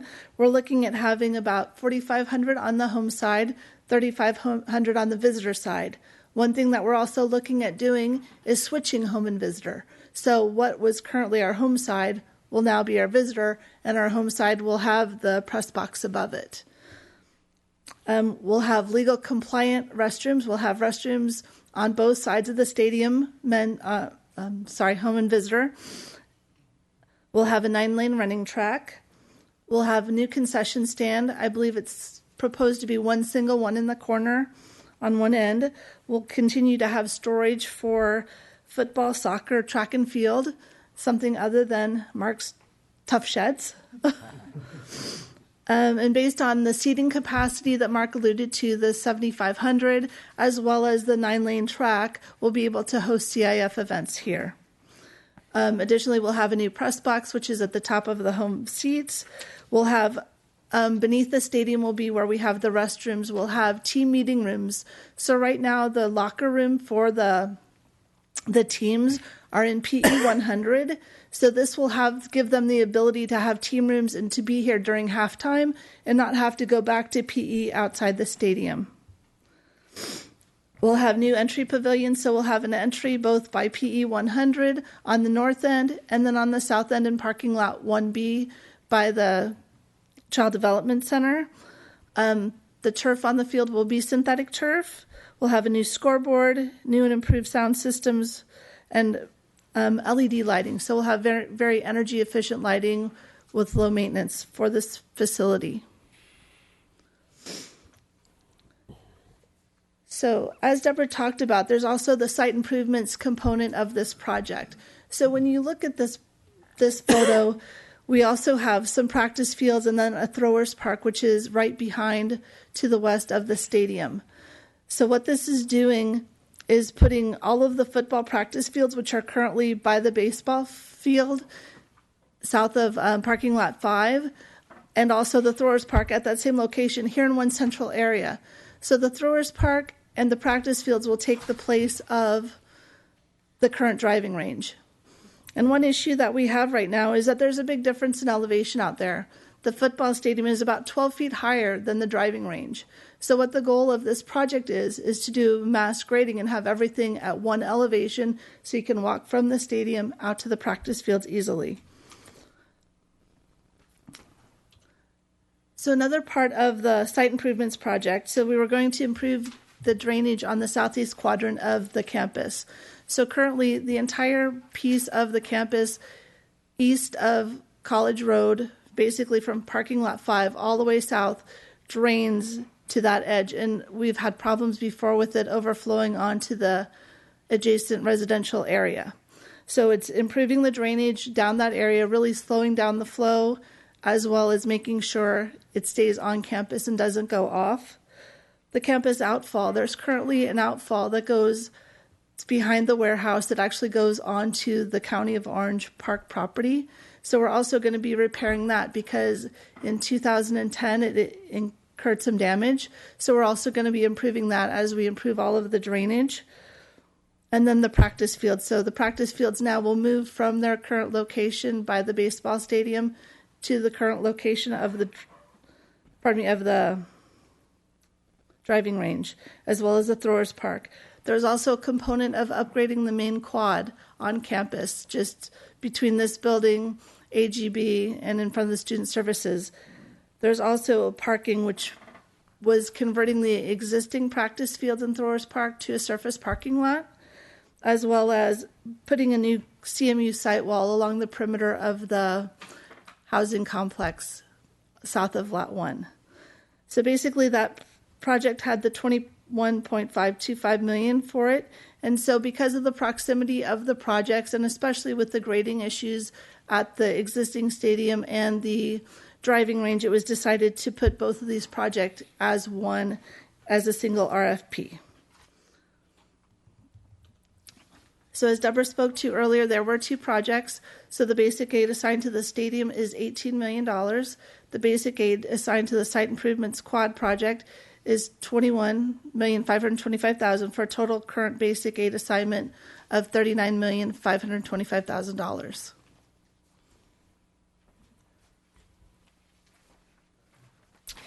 Okay, so the RFP was issued in November of 2015, and we had 3 respondents for that RFP, and the design build entity that is going to be recommended as best value. Here's the figures. We're not going to identify that till we go through this presentation this evening, bring back the award and contract at a future board meeting. But the subtotal for the design build here in this chart, you can see, is $37.9 million plus soft costs for $48 million. So that's how we came to that. The practice and throwers fields separated out separately are $12 million. Doing the campus storm drainage is $1.4 million, and campus outfall $492,720 for a total of the $62 million that we discussed. You can see that the soft costs are an integral part of the project. Without those, the hard costs would have been $48.9.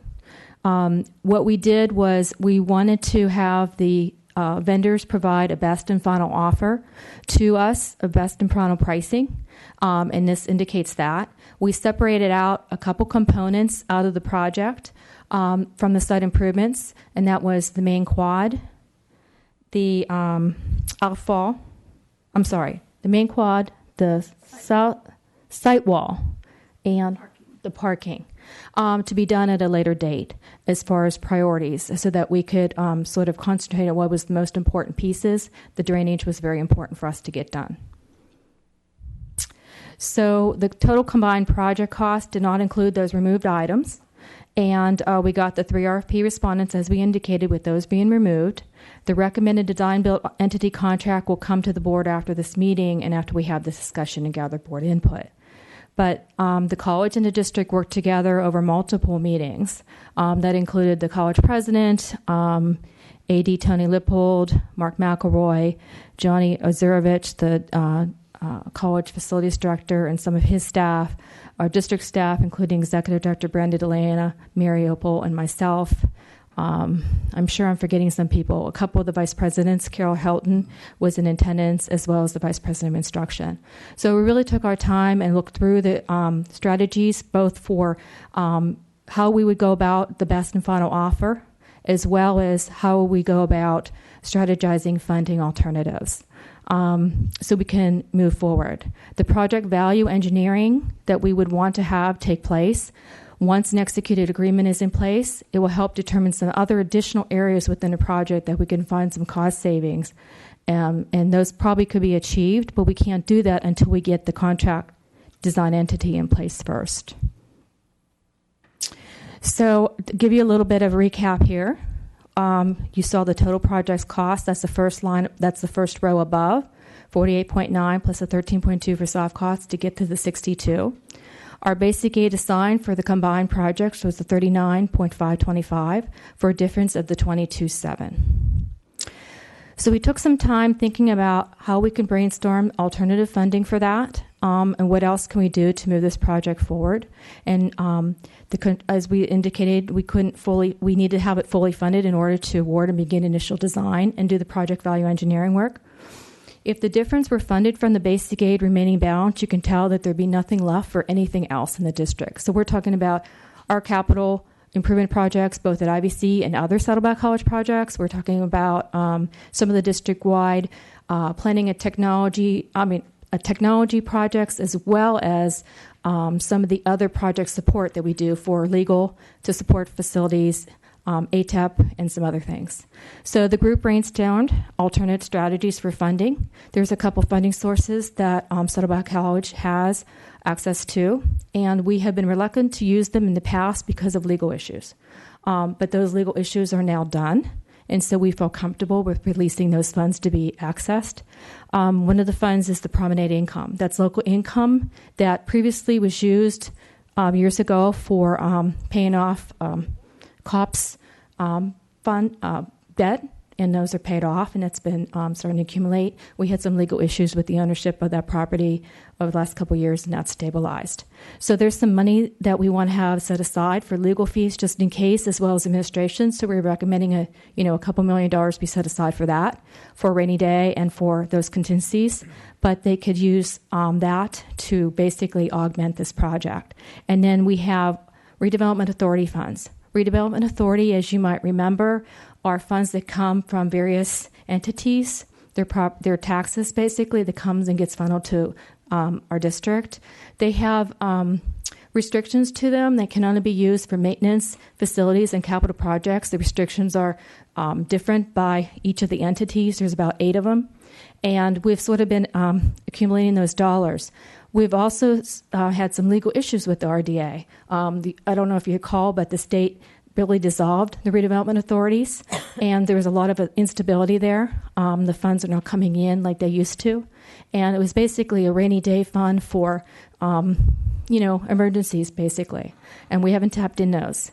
We talked about distributing those based on the DRAC model with a contingency reserve of 20%.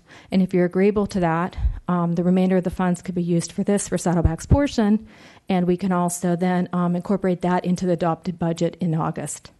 So BARC, as we indicated earlier, held off the recommendations because we really wanted to have the opportunity to bring this project to the board so you can understand the costs, what those costs look like in comparison to other stadium projects that are happening both in our county as well as across the state, and have the opportunity to hear this presentation tonight and discuss it. So, if the board is supportive of Saddleback College and district staff's recommendation this evening, then KIC and BARC can meet over the next few weeks and finalize the basic aid recommendations as they'd like to do. And then the BARC recommendation could be brought to the Chancellor and then brought to the August board meeting for the adopted budget and inclusion into that. In addition, we would include the RDA on promenade dollars in the adopted budget, and then we could award the contract for the design build entity, and that could be awarded, and the project design and value engineering could start immediately after that. That's our presentation tonight. So would you like to talk about it a little bit further? Well, Deborah, thank you, and the team, Coach Mack and Pam, thank you all. For the presentation tonight, for working together. I know a lot of work went into it. I mean, I'm for one, am very strongly supportive of building a stadium. I'm surprised it has taken this long to get to this point. I don't know all the history, but I've learned a lot about it. So it's helpful to hear it from that perspective. I see a lot of benefits to the community and to the college and to South Orange County. So I hope we can get this done. I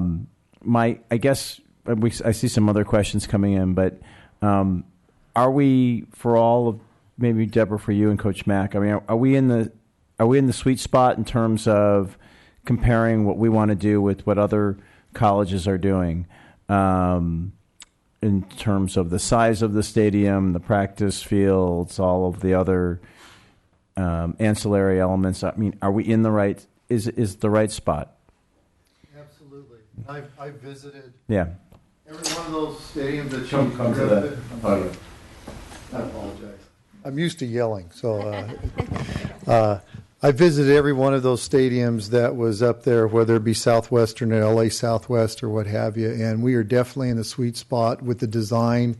It was a collaborative effort with multiple people coming up with ideas, and there's still some more discussion to continue in this process. But yeah, the size of the stadium provides our community with what it needs to utilize it not only for athletic events but also for other events, community events. The ability to utilize the stadium at halftime and pregame and all that as not classrooms, but as meeting rooms and so on is also a real plus.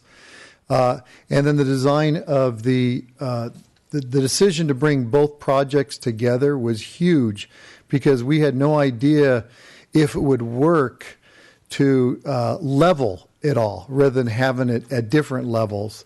And so bringing it together gave us that option as well. And you have great access to both to be able to film on both sides. It's a great design, a great project, one that certainly I'm proud of and thankful for everybody with all the work. And, as a former student athlete, I'm as excited as I can be about this deal. So, yes, I think we're in the sweet spot. That's great. And then my second question, and I know how other questions we can take offline, but I love the fact the Trinity League is going to be benefiting from this. Can you talk about some other elements of the community that will benefit from the stadium project? Well, I just think the most important thing to me is I know when I go to big events, and that's usually at a high school, the biggest event that they usually have on a campus, either graduation or a football game. And so when you go to the big events, you're getting the people there. And that stadium is going to bring people that we serve in our community. And I think that's the number one big thing is when they come in and they get the wow factor and this facility is beautiful, I think we're going to draw more people to our college than anything we could ever do. And not to mention we do a great job at educating them, but I'm just saying everybody likes something that's nice and brand new and shiny, right? And that's what we've needed for a long time. So I think that's going to be the biggest thing is that it's really going to up our value in the community as people wanting to come here and utilize it. Great. Thank you very much. Trustee Prendergast. Yeah, I have a few questions. But my first statement, I just want to make sure you guys remember all these points in this discussion when we start talking about a pool at IVC. My first question is, we talk about all these other groups that are going to be utilizing the facility. Do we charge them a usage fee, or is that been a discussion from any of those Trinity League teams to kick into this budget shortfall? Yeah. Dean Lippold is nodding his head yes. So we do have a process for that. Yes. Okay. Because I haven't heard anything about that other than them saying that they want us to build it. Right. But obviously, yes. And then you're talking about the promenade money and RDA funds and so forth. But the promenade money, if I remember correctly, I mean, it's going to take a while for that to come in. How quickly are we going to see those funds? The funds are already there. We have not been spending them.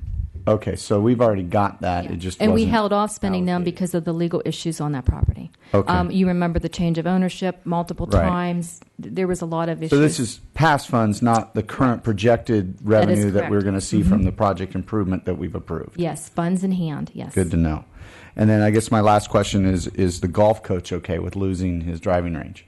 Yeah. It's already been lost. Oh, okay.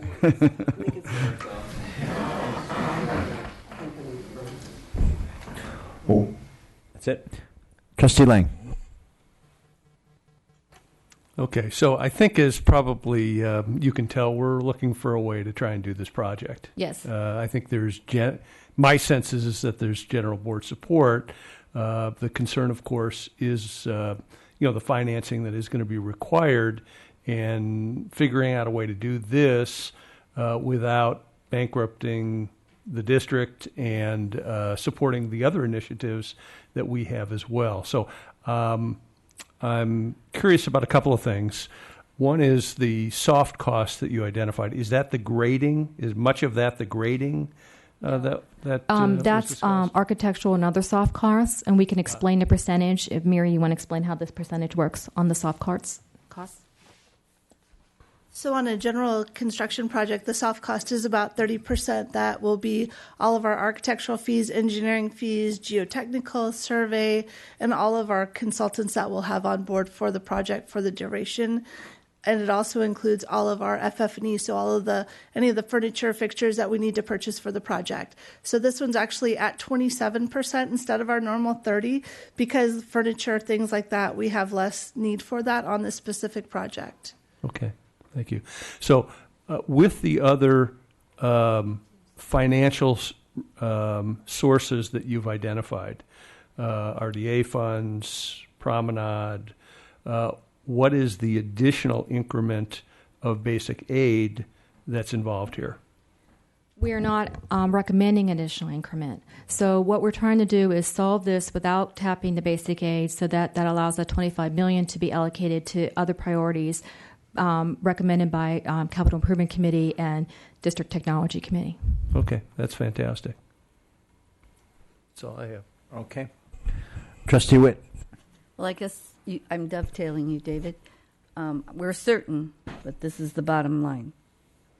That is the contract that we're recommending we enter into. We have contingency also in the soft costs, the normal contingencies that we normally have for all capital projects as well. And again, after it's awarded and the contract is executed, then they can start working on any other value engineering ideas, and they'll work together on that. I'm new to the board, but from $18 million to $64 million, that's quite a jump.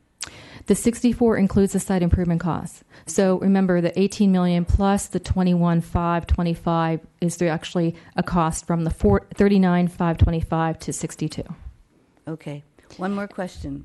I heard someone say that they're going to postpone talking about parking. I don't like to wait for restrooms, and I don't like to not find a parking spot.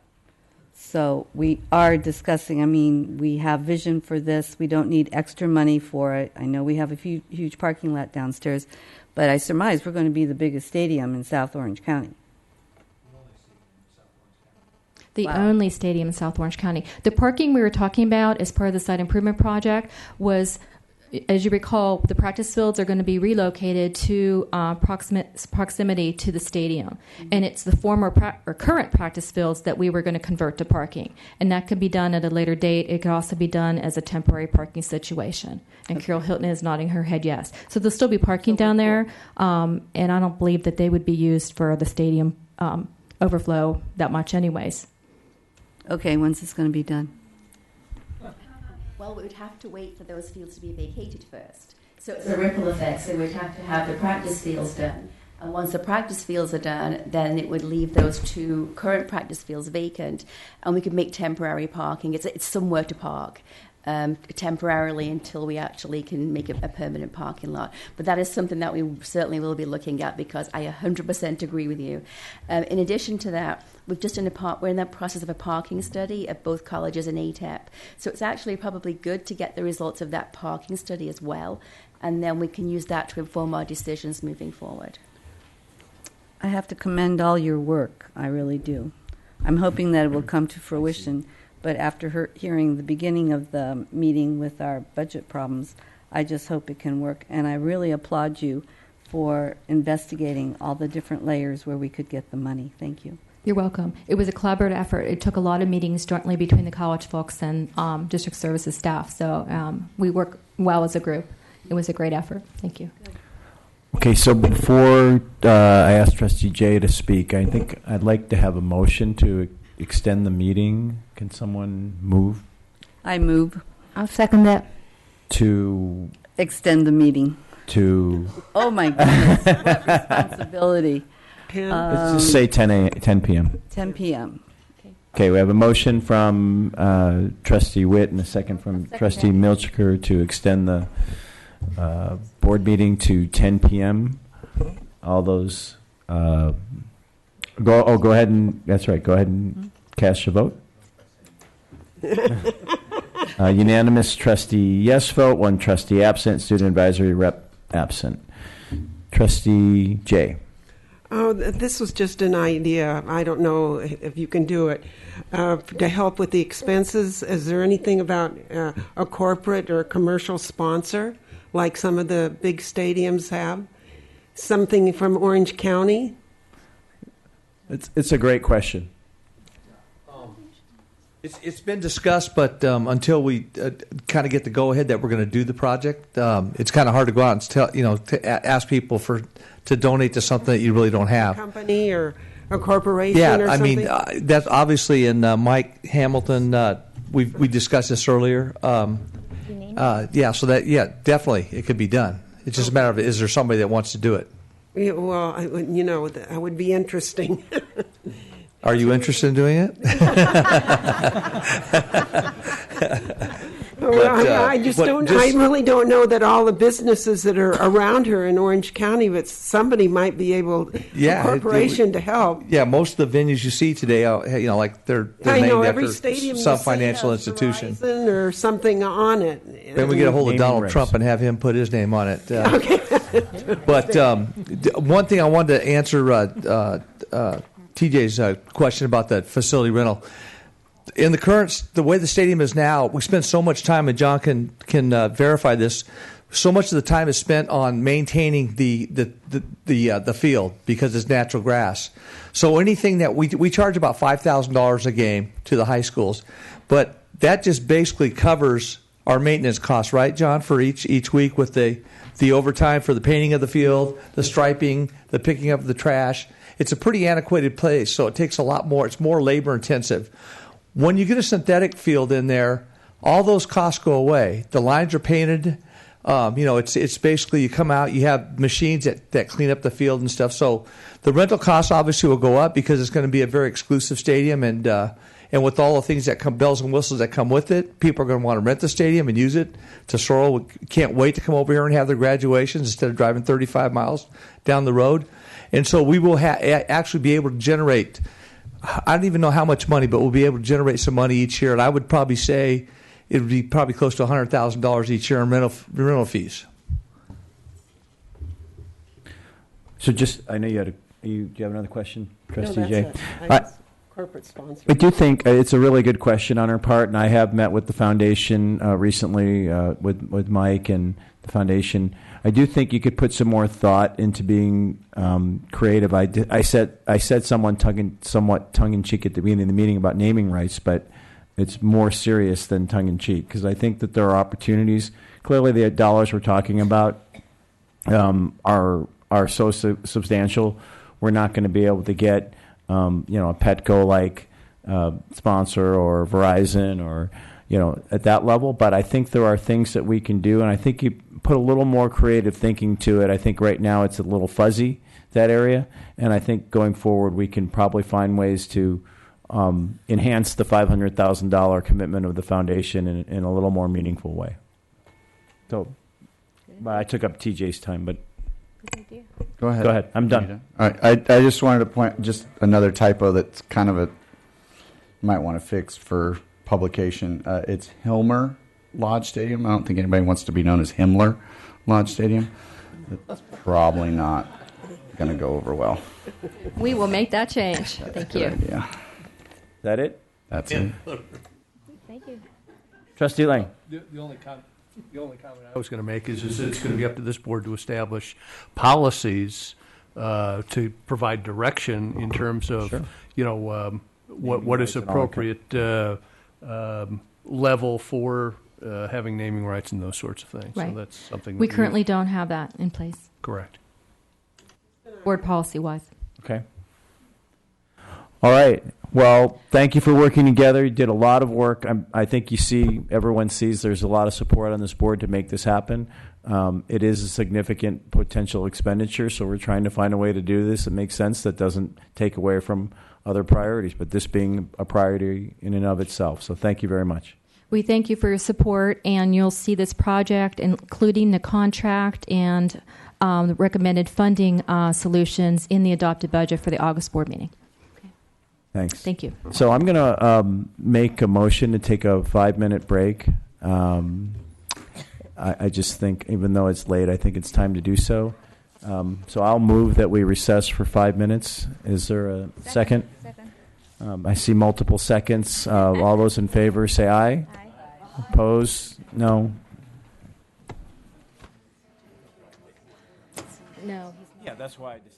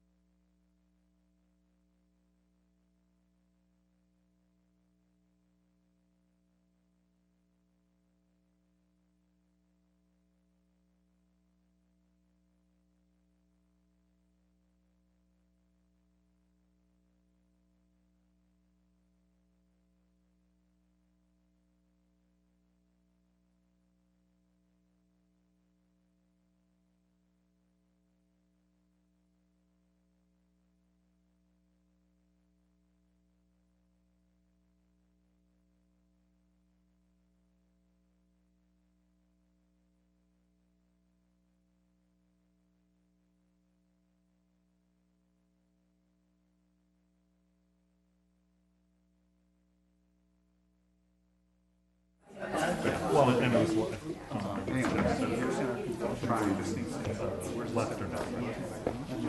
Whatever you guys, this is a campus thing, but for us, or it's just experience. They go to different directions. We want to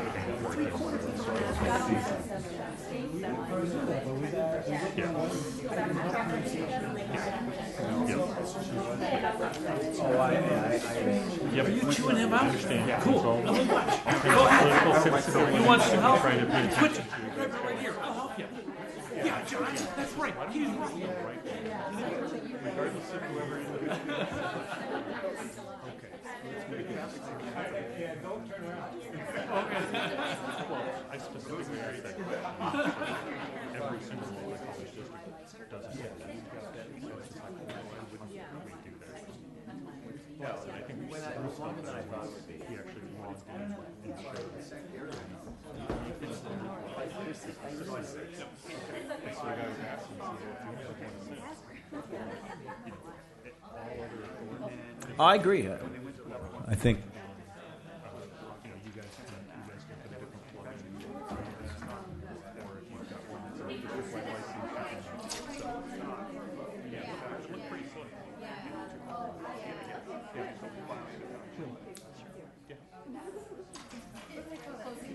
Where are all the people? I thought they were here for a Workday presentation. Are you? Oh no. No, we came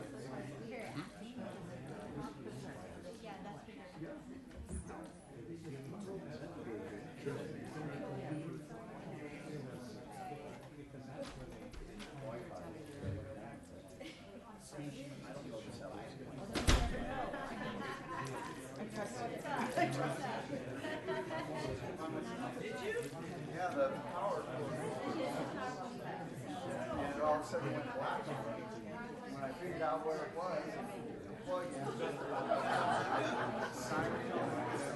that's awesome. I watched it once.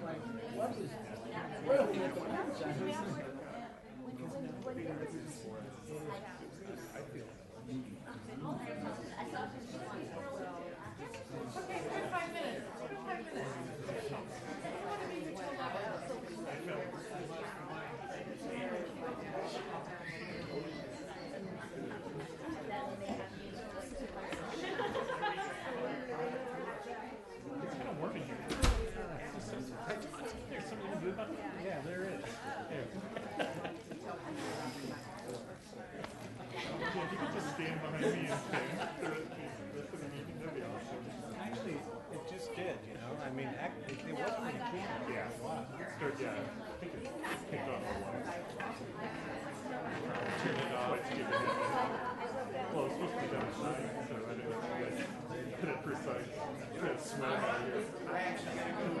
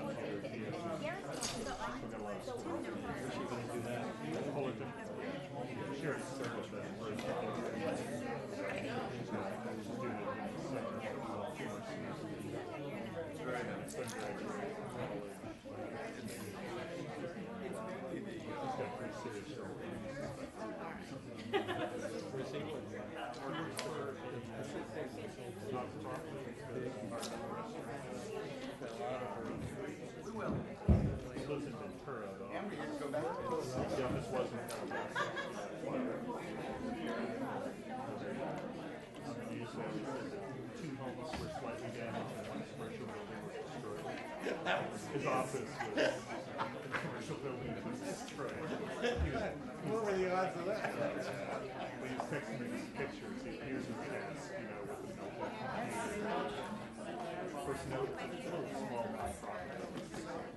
No offsite tax. Did he finish with you? Yeah, I figured you could. I got a couple blogs in there. Okay.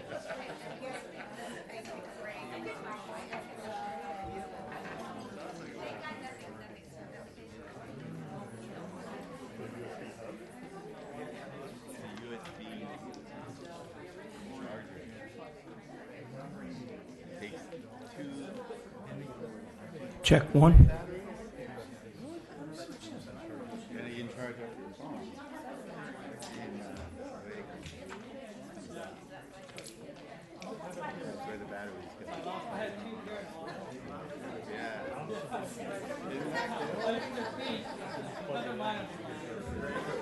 I'm not out of it. I know.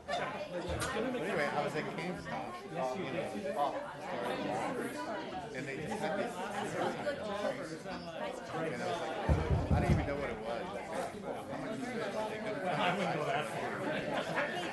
You're cool. I'll take it. Whatever it is. Shut up. So it took me a couple of minutes to figure out what it was. I was like, yeah. I'm going to take them off though, because then I'll be the video tape. There was an error. I admire the geekiness. Yes. She's necklace.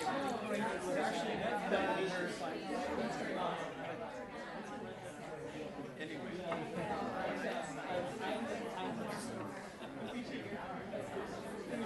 Well, I'm in touch.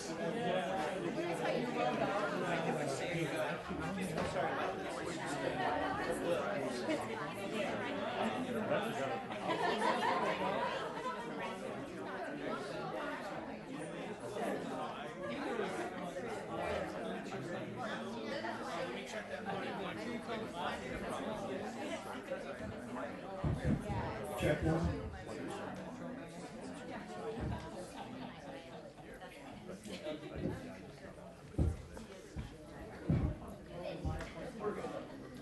All right, thank you. We're good.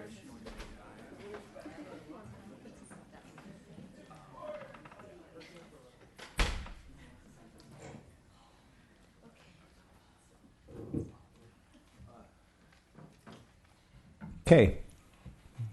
We got quiet really fast. So we're back, and I think we're on to 4.1 now, which is the Workday discussion, which is an outgrowth of the 2 recent listening sessions we had at Saddleback College and Irvine Valley College. And I'll turn it over to, well, you've been on I'm sorry. A lot of real estate tonight. Deborah Fitzsimmons. I'm sharing the pain. So we have several presenters this evening. As Trustee Jamal has indicated, we wanted to provide a status report not only on Workday, but also the implementation, the go live, how that went, our communication and training strategies, and responsiveness to the trustee listening session concerns and comments made by a lot of staff. So with that, we're going to have several of us this evening present various pieces because there's various modules to the system and everybody has their expertise. So tonight we're going to have David Kachatrian, we're going to have Carol Hilton, Kim McCord, our trainer, Caitlin Barnhill, and myself. So I think that's it, right? Yes. Oh, I'm sorry. We also are going to have Dr. David Begay when we talk about the Human Resources section, and Robert Bermucci, our Vice Chancellor of Technology, when we're talking about the technology component for Workday. One of the questions that was asked was, how did this come about? How did the project come about? And we've provided a lot of presentations to the board on this and to the campuses and district-wide presentations. But you might be aware of, or you might not be aware of, that our district's current, I says current, but former now software for HR and finance was very, very old and out of date. At the time that we brought this recommendation to the board, the record system for HR was 27 years old, and subsequently that's 29 now if we would have kept it. And Escape was 16 at the time, and subsequently it would have been 18 years old if we would have kept those systems. Those systems, Escape was not being supported by the vendor anymore. It didn't have maintenance on it anymore, and we were leaving our financials very vulnerable, which was a very, very scary thing. That would, if anything went down, we'd lost that information, would be in some deep trouble. It no longer can adequately support our current and future needs, and we didn't have safeguards in place for compliance. It didn't meet audit control types of situations, and the systems were not integrated or comprehensive. What that meant is they did not talk to each other. We also had hundreds and hundreds of pieces of paper and manual processes. So those systems only did like a little bit of portion of what the current ERP system does, probably about maybe 5 or 10% of what we currently are having done in Workday. It was a very paper-driven system. The high volume and complexity and the size as we grew as a district, it couldn't handle our growth. And as we became close to $1 billion budget and expenditures and all the purchase requisitions and things that needed to be done, it wasn't handling that. There were a lot of complaints across the district at all levels prior to my arrival here. The length of time it took to do things, processes were too hard to understand, things getting lost. As you know, paper-driven systems, things get lost all the time. All these signatures that needed to be on various forms. People were complaining about, why do I have to sign this? These 10 other people sign this, So we really needed to look at our processes. And we wanted to improve the services to the college and to the faculty, staff, and students. I'm going to go ahead and let David talk about who was involved and a little bit about the BPAs. Thank you, Deborah. So who was involved in these processes? I just wanted to say that the entire process from the BPAs to the selection recommendation of the vendor took about 3.5 years. And so it was a lot of work, and it entailed the colleges, both colleges, district services personnel, and from within the college, it entailed, involved employees from various groups, the grants office, the administrative support personnel, fiscal office, all the constituency groups, all the beneficiaries of the future projects or future software system were included in the beginning, from the very beginning. And on average, if we go back, a BPA session included 40 to 80 people from various sections of the college, of the district as well. And we had multiple week-long vendor demonstration and BPA sessions. And again, everybody contributed, and we had multiple discussions. Lastly, we had a team of consultants that helped us, as well as a legal expert that assisted us in the review process and the vendor selection process as well.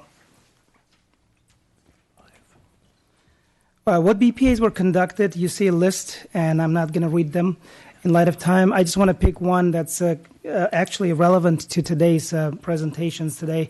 We had a budget development or budget presentation earlier today, and the BPAs conducted in connection to the budget development was one of the themes that we covered. And some of the principles through those BPAs that we learned were applied to the new software system that we use for budget development called Tidemark. And there is a famous note, and nobody knows who came up with it. If you automate a mess, you have an automated mess. We certainly tried not to follow this principle. And just to give you an example, in the old legacy system, we had a sequential approval processes. So in a new system, one person had to approve before it moved to the next one, let's say a requisition. In a new system, we didn't want to just follow that blindly and find a solution that would allow us, for example, to have multiple parallel approvals. And that would expedite things and make the process more efficient. BPA plus technology equals results, and our goal was to apply what we learned from the BPAs, utilize the technology available to us to generate positive results. And you can see some of the expectations listed on the slide here. But to give you an example, for example, in the old system were approvals based of a paper-based system, let's say HR paperwork, for example, to pick one. A business process analysis. So in those cases, a lot of times support personnel certainly were wondering where the paperwork is, whose desk it is on. There was no way for us to be able to go in and track information and track the approvals. So the BPA suggested that there could be a software system that would help us with that process, so you know exactly at any given point in time where the business process is and whose approval is pending. So that was one of the benefits or positive results that we strive to have from the BPA sessions. And why do BPAs before the RFP for a new system? We obtained a wealth of information through the BPA sessions and really a lot of efficiency ideas. And we learned a lot about our current, or old now, legacy systems, and a lot of inefficiencies and issues that we discovered throughout those BPA processes as well. And our plan was to apply that knowledge to the vendor selection criteria, the scope development process, and ultimately find a solution that takes advantage of as many of the BPA ideas as we could possibly do. And with that, I would like to turn it over to Carol Hilton. So what do we learn from those business processes? Well, you know, when you're an organization as old as we are, we've grown so rapidly and so large, we tend to layer process upon process to fix things. And so we actually sometimes found it quite hysterical, the kinds of processes that we developed. And so it was an attempt to simplify those and make sense of them and cut out steps and time so that these new processes that they would inform the new system. And so we were intending to do away with all these forms that we'd developed over the years. And as we looked at some of them, we couldn't believe we'd actually got to that point, but we did. And so what did we learn? So what we said was, okay, before we go to the request for proposals through the procurement process or the RFP, we need to be able to ourselves identify what we want this system to be. And then we need to identify what we want it to do. So we have an understanding so we can articulate that in our RFP process to potential vendors. And these are the kinds of ideas that we came up with that we wanted our system to be and to do. And so we then use that information from these business process analysis to identify common themes to then use to be able to explain to the vendors, okay, these are the results that we want. And so therefore, based upon this information, we developed that request for proposal process. I'll pass on to Kim.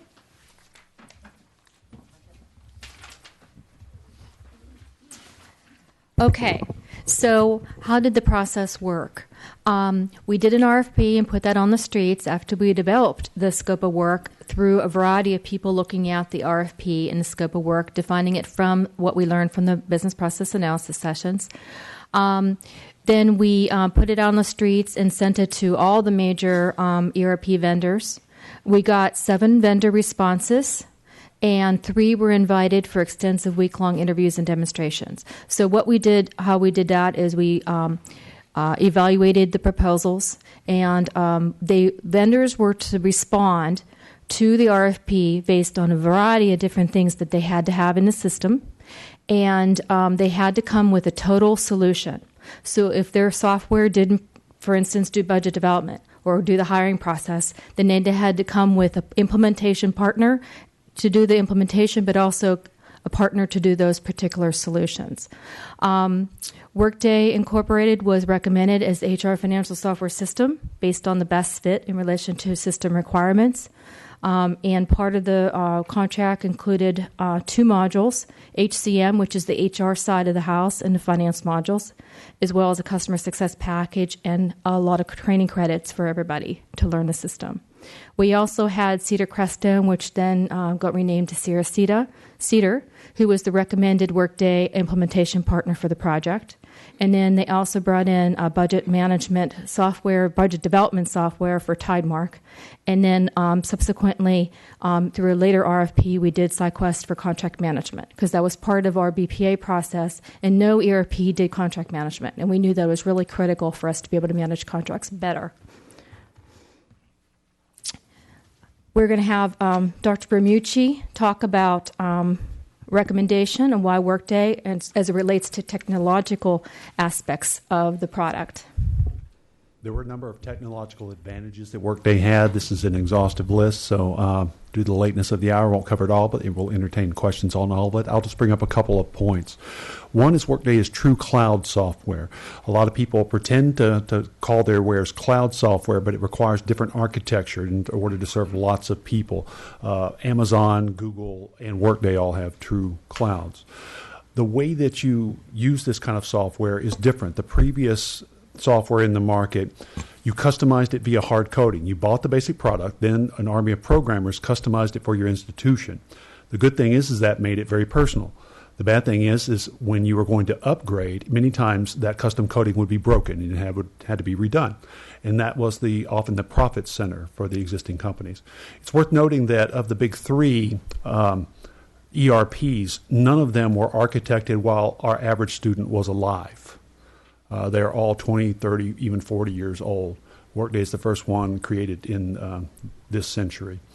The Workday model is one where you don't use hard coding. You have extremely flexible configuration engine.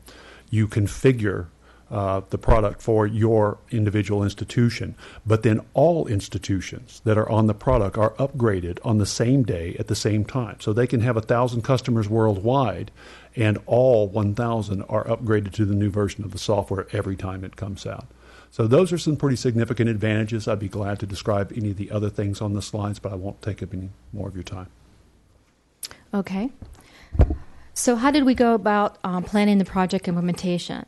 First of all, with several of us, or most all of us, having been involved in ERP implementations in the past, we knew that it was quite a complex endeavor. So we knew it was going to be a lot of work, but worth it at the end. This was going to be significant. We're planning to make major process changes along with implementing a software system. We're touching hundreds of different processes, some that were used on paper, some were used in some of the other software systems, and many of them, or most all of them, needed to be improved in some way. So we had a steering committee that sort of was formed that included college and district staff being subject matter expert folks from HR, technology, IT, and finance. And then we had lots of college input in all the phases. Monthly and bi-monthly steering committee meetings. We had a SharePoint page that we set up for the implementation. We had kickoff meetings. We had a variety of different aspects, and we'll talk a little bit more of that as we go. We had to develop a project plan and have milestones. And we immediately had to start training folks to be able to understand it so we can start to do initial design. The chart of accounts was what was developed first. That was integral to being able to think that through, because one of the key features in it, whether it was talking about the HR side of the house or the finance, was that there was going to be workflow of approvals. To do those approvals, you have to have org chart. Who's your supervisor that's going to approve your travel expense or your leave of absence or something like that? So the chart of accounts had to be identified early on in the process. Then we were going to do HR first as the first phase, with finance coming later in the second phase. We had payroll integration that needed to be done. We have County Payroll still doing our payroll, and we still wanted them to because it's free, but we needed to integrate with that.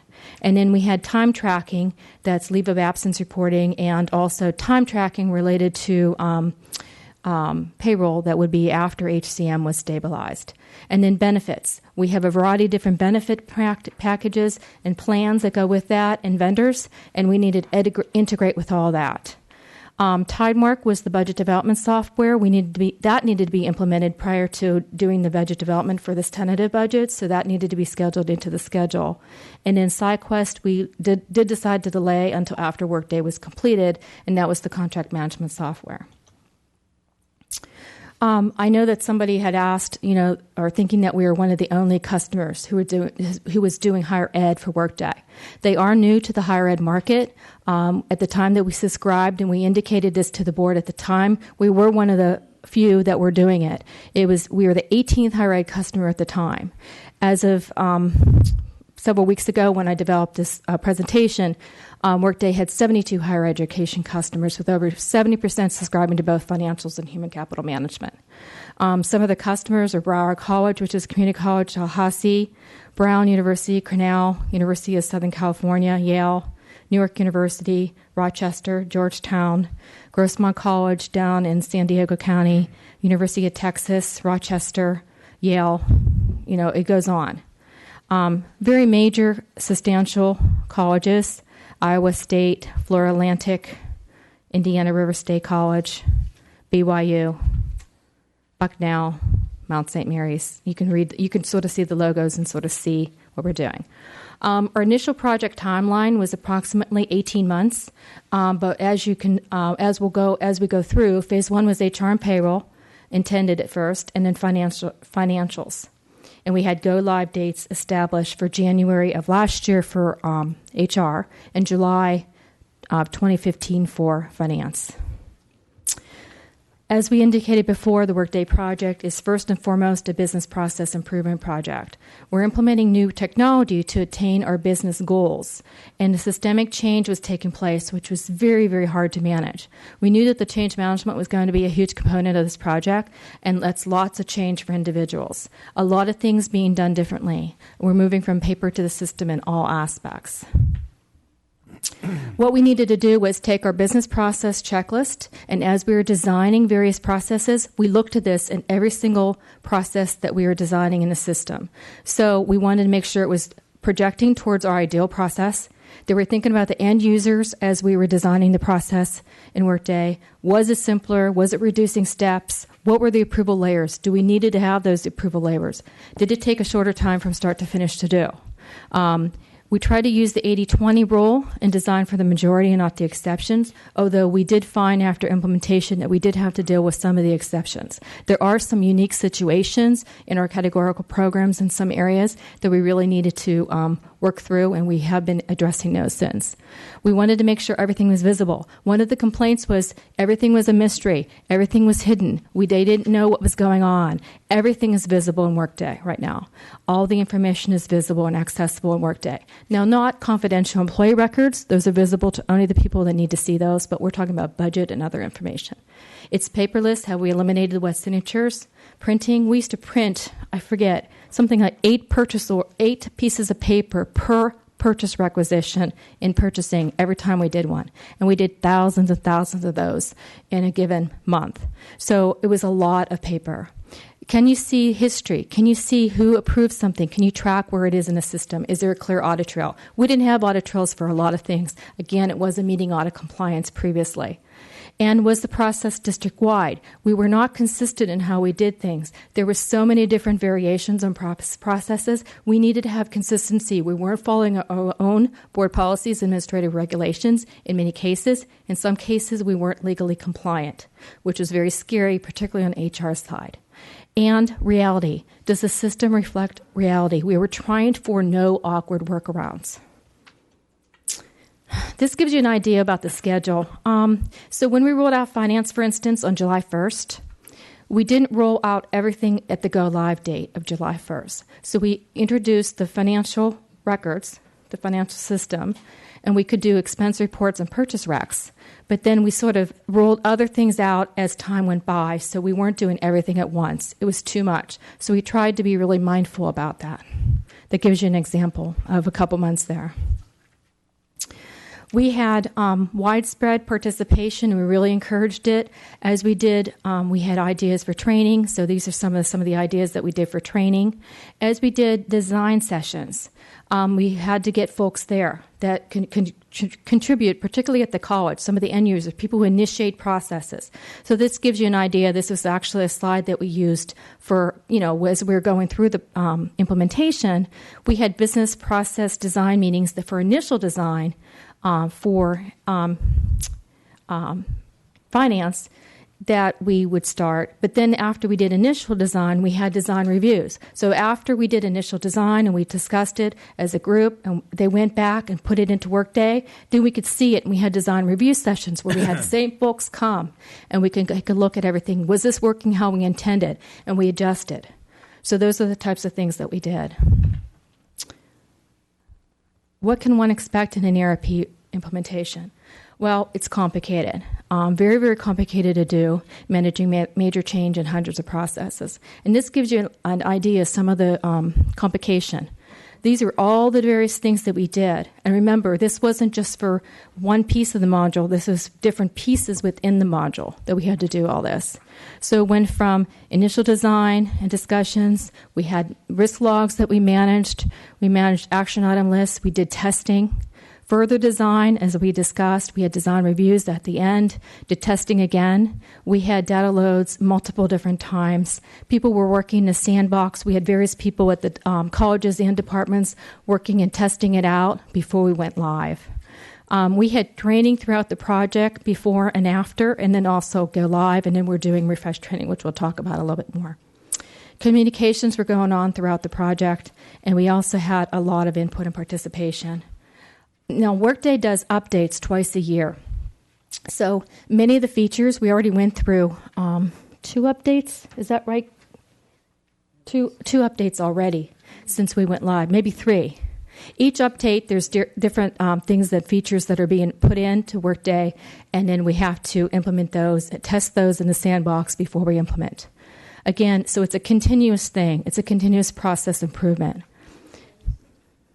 It's like a test environment, so you're not doing it in the actual live system with their own data. Yes, sorry about that. I should have explained that.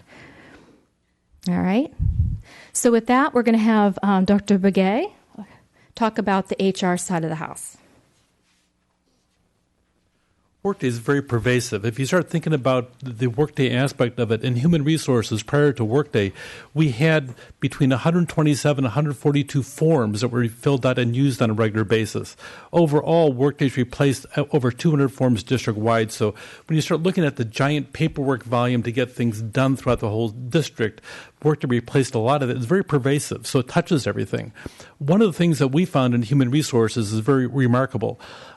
People would fill out a form, they'd send it over, and they'd say, it got lost on the way to human resources, or those people lost it.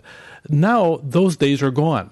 Now somebody types in a requisition for a position, and they see exactly where it's at, whose desk it's on, and where it needs to be approved. It's very, very transparent. Frankly, the transparency has really helped us a lot in district services.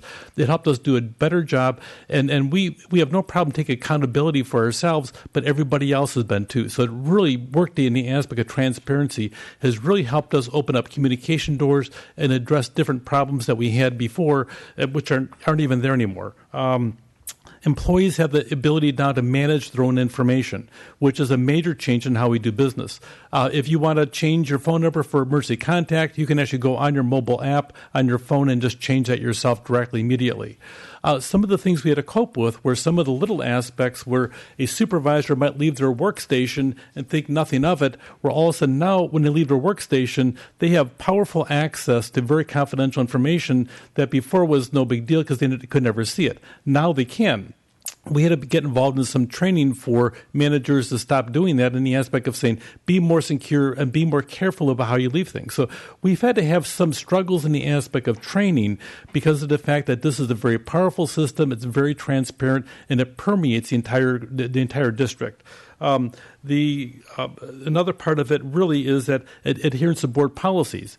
Before, people would out of not having the knowledge base, go and do something in the administrative regulation or policy, and then they would have to be caught and then re-educated on it. Now the system itself doesn't let them violate those things. So we have a system now that really fixes itself as we go through. We can actually adhere to board policies, administrative regs in a much better detail than we could ever do that before. Now I can go on about this. One of the really fun things about this, and I know Workday and fun doesn't seem to go together really well, but the aspect of when employees now, we introduce portions of what's called onboarding. When somebody applies for a job, they fill an application. The application could be 7 or 8 pages long. What's going to be happening is when they become an employee, we push a button, and instead of taking 2 hours to fill out all the different paperwork and forms, it's going to turn into about 20 minutes because all the information comes out of the application, goes right into different forms that we have. So it's called onboarding. So there's a lot of exciting things that have happened with Workday. I thought everybody that was here for the Workday presentation. I was fooled by that. So anyway, so let me turn it back over to Deborah. Okay, we'll go quickly here. All right, so finance went live last July. We had the full suite of all the financial modules, some of which were not an escape, like expense reports for employees, endowments for our foundations. They can now track and do the payouts. Capital projects and grants were 2 modules that we did not have in our prior system. So they've been super helpful. All of our financials are being done accurately. I know there was some comments about that it wasn't a true accounting system, but it is. The debits and credits are all there. And so we're getting towards closing now, and we're looking at our balances, and that part's going well. Managers can approve things online, on their phones. Things are happening at faster than they used to. So there's the mobile, creating expense reports. I know when I travel, I can take a picture of my receipts. I can have my expense report done before I'm done with my trip almost, and submit it on my phone if I choose to not have someone do that for me. We did use Tidemark to develop the budget that you saw tonight. So that was a huge success in a very short time again to get that implemented. But it went really well with the help of the college staff tremendously in my department. And then once we get that into Workday, once we have our adopted budget, that'll go into Workday in August, and we'll maintain the budget through the year. The challenges we had, new terms. So when we talk about budget amendments, they used to be called budget transfers, and expense reports used to be a requisition. What's a spend authorization? That's a request for travel. So we had to get people used to the new language. The general ledger tags, this was interesting. So in Workday, you had a string, and that was one tied together string. You couldn't just type part of it. Oh, escape, sorry. Thank you. So Workday'd out. But Workday, you have different work tags, and they work like a slot machine. They can spin independently of each other. So it's a whole different concept. I think that was a struggle for folks in initially, but I think we're all getting it now. And then some examples of work tags besides our regular pieces of our ledger. We also have an event work tag we came up with. Employees are a work tag. Our suppliers are a work tag. So you can use those work tags to get information out of the system. Okay, I'm going to try to do a really fast demo. So let's see if this works. So I'm logged into Workday. And I'm a horrible typist, which makes this hard. I know. Okay, so this is our ledgers report. And I'm just going to run this for district services in our general fund. And see, I'm typing words, so I'm not having to remember a whole bunch of codes. I can just type words. So I'm going to look at all of district services budget. And I'm told this computer's a little slow. It's not always really slow. Okay, so here's the whole district services budget. So if I look at supplies and say, well, gee, there's $76,000. Well, which department spent that? I can say, well, I want to see this by cost center. So there they are. The trustee services, you guys are right at the top, of course. Chancellor and all the different departments. And then I can say, well, there's my fiscal services. Well, who did I spend that on? Which suppliers did I use to buy stuff? So I can see it by supplier. Okay, well, there they are. Well, what if I also want to see what spend category did I actually use that on? So with just a click of a button, so this was all supplies, I can slice and dice this any which way I want and go back and forth. And if any time I say, well, okay, I went to Central Restaurant Products and spent $57, what did I actually see? So here's an invoice. And from here, I can drill to the invoice. I can get to the purchase order. I can see what check was paid and the date it was paid. It's that simple to slice and dice the information. That is the beauty of Workday and the work tags working independently. So that's my quick demo of how it works. So I will just go back. Continue. Okay. See, that wasn't too painful. Thanks. I would like to add, I remember that when Trustee Jamal came on the board of Trustees, he asked for one simple change for one of our board reports, and that was our purchase orders and requisitions. He said, could you sort this alphabetically by vendor? I'd like to be able to see that instead of just in dollar amount order. And in Escape, that would have taken months and months worth of programming to get that one simple report. Now today, as soon as we implemented finance, we had that report the next month for him in the board packet. So, I mean, it is a very powerful tool, and the reports can be done, now that we've finally learned how to do them, can be done rather interestingly, and you can get add a lot of data that you couldn't get at before. Okay, so one of the things that was also requested was how much are we spending on Workday? How much do we spend on Workday? So what we did was a breakdown of project expenses. You could do this a variety of different ways, but I thought it was most important to do it by subject. So the work expenses to date for the module, HR module and finance modules is $1.3 million. We also have purchased the employee candidate recruitment module that David Begay's staff will be working on shortly, and that's for recruiting. That's going to then feed back into the HR module. That was $60,000. Budget development software Tidemark was $344,400. The contract management software SideQuest was $132,600. Our project implementation partner, and you're going to see from everything else done, was implementation. Implementation, when you do these ERP software projects, it's not the major cost isn't the software itself. It's the implementation. Once you get through implementation, the ongoing costs are not so much. So our implementation partner, Sears Cedar, was $3.2 million. Massive efforts to be able to get all these processes into the system properly. Our project and change management was $766,000.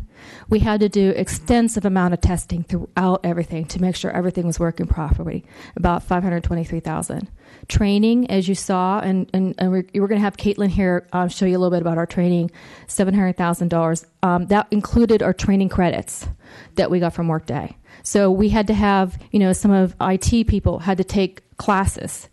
We had to have folks understand grants. So there was grant courses and all the various things. Backfill for district and college offices. For people to be working and attending these meetings, attending the design sessions, attending all this, folks like Carol and David and a variety of people that were involved in this, Roxanne and some others, we had to have backfill so they could hire some other people to help sort of backfill some of their duties so they can really spend some time to be dedicated to the project. Time is money, and the more that we waited and we postponed some of the stuff, then it was going to be more costly. So that's what that is. Project facility space, there wasn't any space at all across the district to have a dedicated training room and development room. And so we really needed to have that. And as you go down, we have the health check, one source. This was a vendor that was doing a health check on the project, $52,000. Project support and travel, that was for someone to help with administrative support as well as travel, going to Workday Rising and some other things related to the project, $344,000. Business process analysis, those couple years of BPAs, cost about $400,000. And then the customer service and delivery insurance. We had to have delivery insurance prior to going live to make sure that everything was met this criteria that Workday has for standards as far as data, and we met all the processes and configured properly.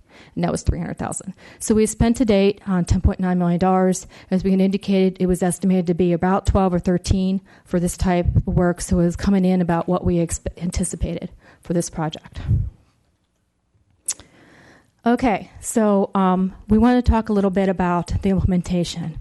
As you know, it did not end just implementing the software. This was a huge change management process, and there was a lot of concerns that was shared with the trustees at the trustee listening session. Employees communicated some concerns, and we wanted to make sure that everybody was aware that we are listening. We have continued our steering committee and work and are developing a new governance structure for the project. Our training and communication was and continues to be key to this project. We've tried various methods for that. We see this as a continuous improvement project, and we've involved many groups across the district to ensure buy-in, and we will follow up with business process improvement sessions in 6 months. So we're going to go back and evaluate our processes to see how well we did. We're determining our ongoing staffing needs for a program manager and training, and we want to address, obviously, the challenges identified in the listening sessions. So we've been meeting with employee groups to listen to them and identify some of the challenges they've discussed with all of you. The employees were uncertain, for instance, how to get some of their questions answered. So we tried to communicate that to folks that really didn't understand. Even though we prepared employees for change and that this would be messy, we really felt that a lot of people didn't embrace the change, and it took longer than expected. There was new terminology, as Kim had indicated, the work tag framework, and just generally getting used to all the changes. So we have developed extensive training, but still we're challenged to get employees to get to it, and people were saying they're too busy. That was some of our challenges. Lack of reports at first. When we went live on the go live date, we didn't have all of our reports in place. And since then, we have gotten a lot of reports for employees to use. We had to get used to using the reporting tool. It was very powerful, but it was also, you can also get wrong data. So we needed to really understand how to do that. We had initiators stating that they had more workload due to the changes in processes, and we need to examine that.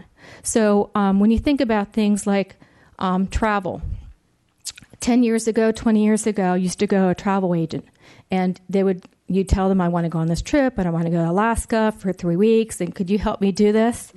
And they would work up some itineraries for you and work out costs of flights or whatever and work out your hotel information. Now think about it. What do you do now? You don't do any of that normally. You go online to Southwest Airlines and you figure out your flights and you initiate it and pay it online. You figure all that out and figure out your seats. And same thing with your hotel. Everything is initiated now by the person right? When that first came about, I was like, really didn't like that. I like going to the travel aid. Change is hard. And that's what's happening with Workday, because a lot of folks are initiating things that they didn't initiate before. So that's awkward, and the change is being felt. So we feel that there might be some workload issues, but we need to explore those. We are also looking at refresh training. So refresh training means everybody was required, based on their role in the organization, based on their job duties, to take certain kind of training. And we didn't hit everybody. We had some people that didn't take all the training they were supposed to. So we're doing refresh training, and it's mandatory. It's 100% required participation based on your role and responsibility. And for district services departments, we're expecting them to manage, to understand all the processes, so the people that are doing things at the end users understand their role too, so they can be better customer service. We also have a training communication SharePoint site, but some people didn't really understand it was there. And we had review sessions that we're doing on Fridays for both colleges, and we initiated a Workday training and communication group. And of course, the health check evaluation process is going on. We've been doing review business processes. We're doing ongoing dialogue, and we're still not through our 2-year stabilization period. We still have a year to go on some of those. So we anticipated that it would be unsettling for some people, and we need to stabilize. The health check, our vendor, we had all those meetings already. They're going to be issuing a report. We'll have a meeting on the report and go over the results. And there's going to be recommendations that we're going to have to address and work through and have action plans for. And with that, we're almost done with the presentation. Caitlin's going to talk a little bit about training, and then we'll wrap up. Okay. Thank you, Deborah, that you went through, again, a lot of territory. Appreciate that. Before you present, I need a motion to extend our board meeting. So moved, only if they get the air turned on. So I have a motion to extend the board meeting until 11 a.m. 11 p.m. Sure. Sorry, not 11 p.m. Second. Okay. Are we going to vote on this? Go ahead and vote. Unanimous trustee yes vote, 1 trustee absent, and student advisory rep absent. Go ahead. Thank you. All right, thank you. The pressure was on. I didn't think I could do my presentation in 2 minutes. I would have tried, but that probably would not have done very well. Okay, so training. We had a lot of questions that came out, and I talk loudly, so I apologize. I'm not used to working with microphones.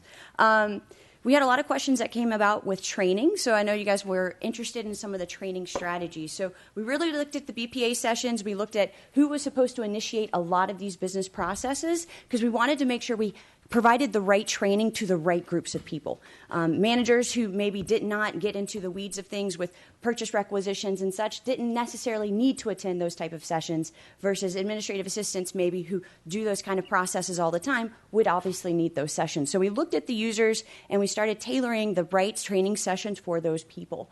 We also looked at different initiatives that were happening at the same time. So we looked at the HCM project when we went live in January. We provided January-February timeframe. We provided training before, during, and after we went live.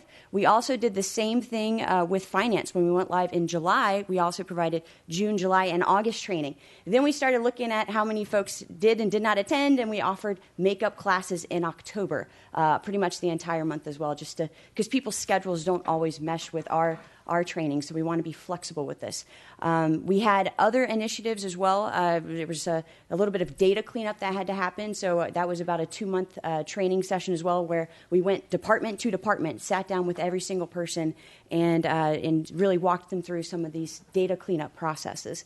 We had Tidemark training, so again, before, during, and after implementation with Tidemark, we provided training sessions for that as well. And then all of this time, we've also been evaluating what do the users need. So when we first went live, they needed information on how to navigate. They needed information on how to do the processes, get familiar with the step-by-step processes in the system. And now we've been live for about a year.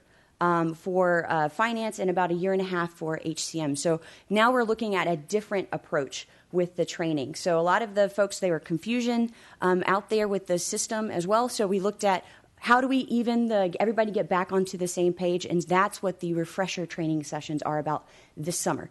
So we sat down and offered refresher trainings to the district, all the district services departments that touch Workday, accounting, payroll, and HR and purchasing in the warehouse. We sat down and retrained all of them, had refresher training, got everybody up to speed on the newest policies and procedures, the changes that have been made.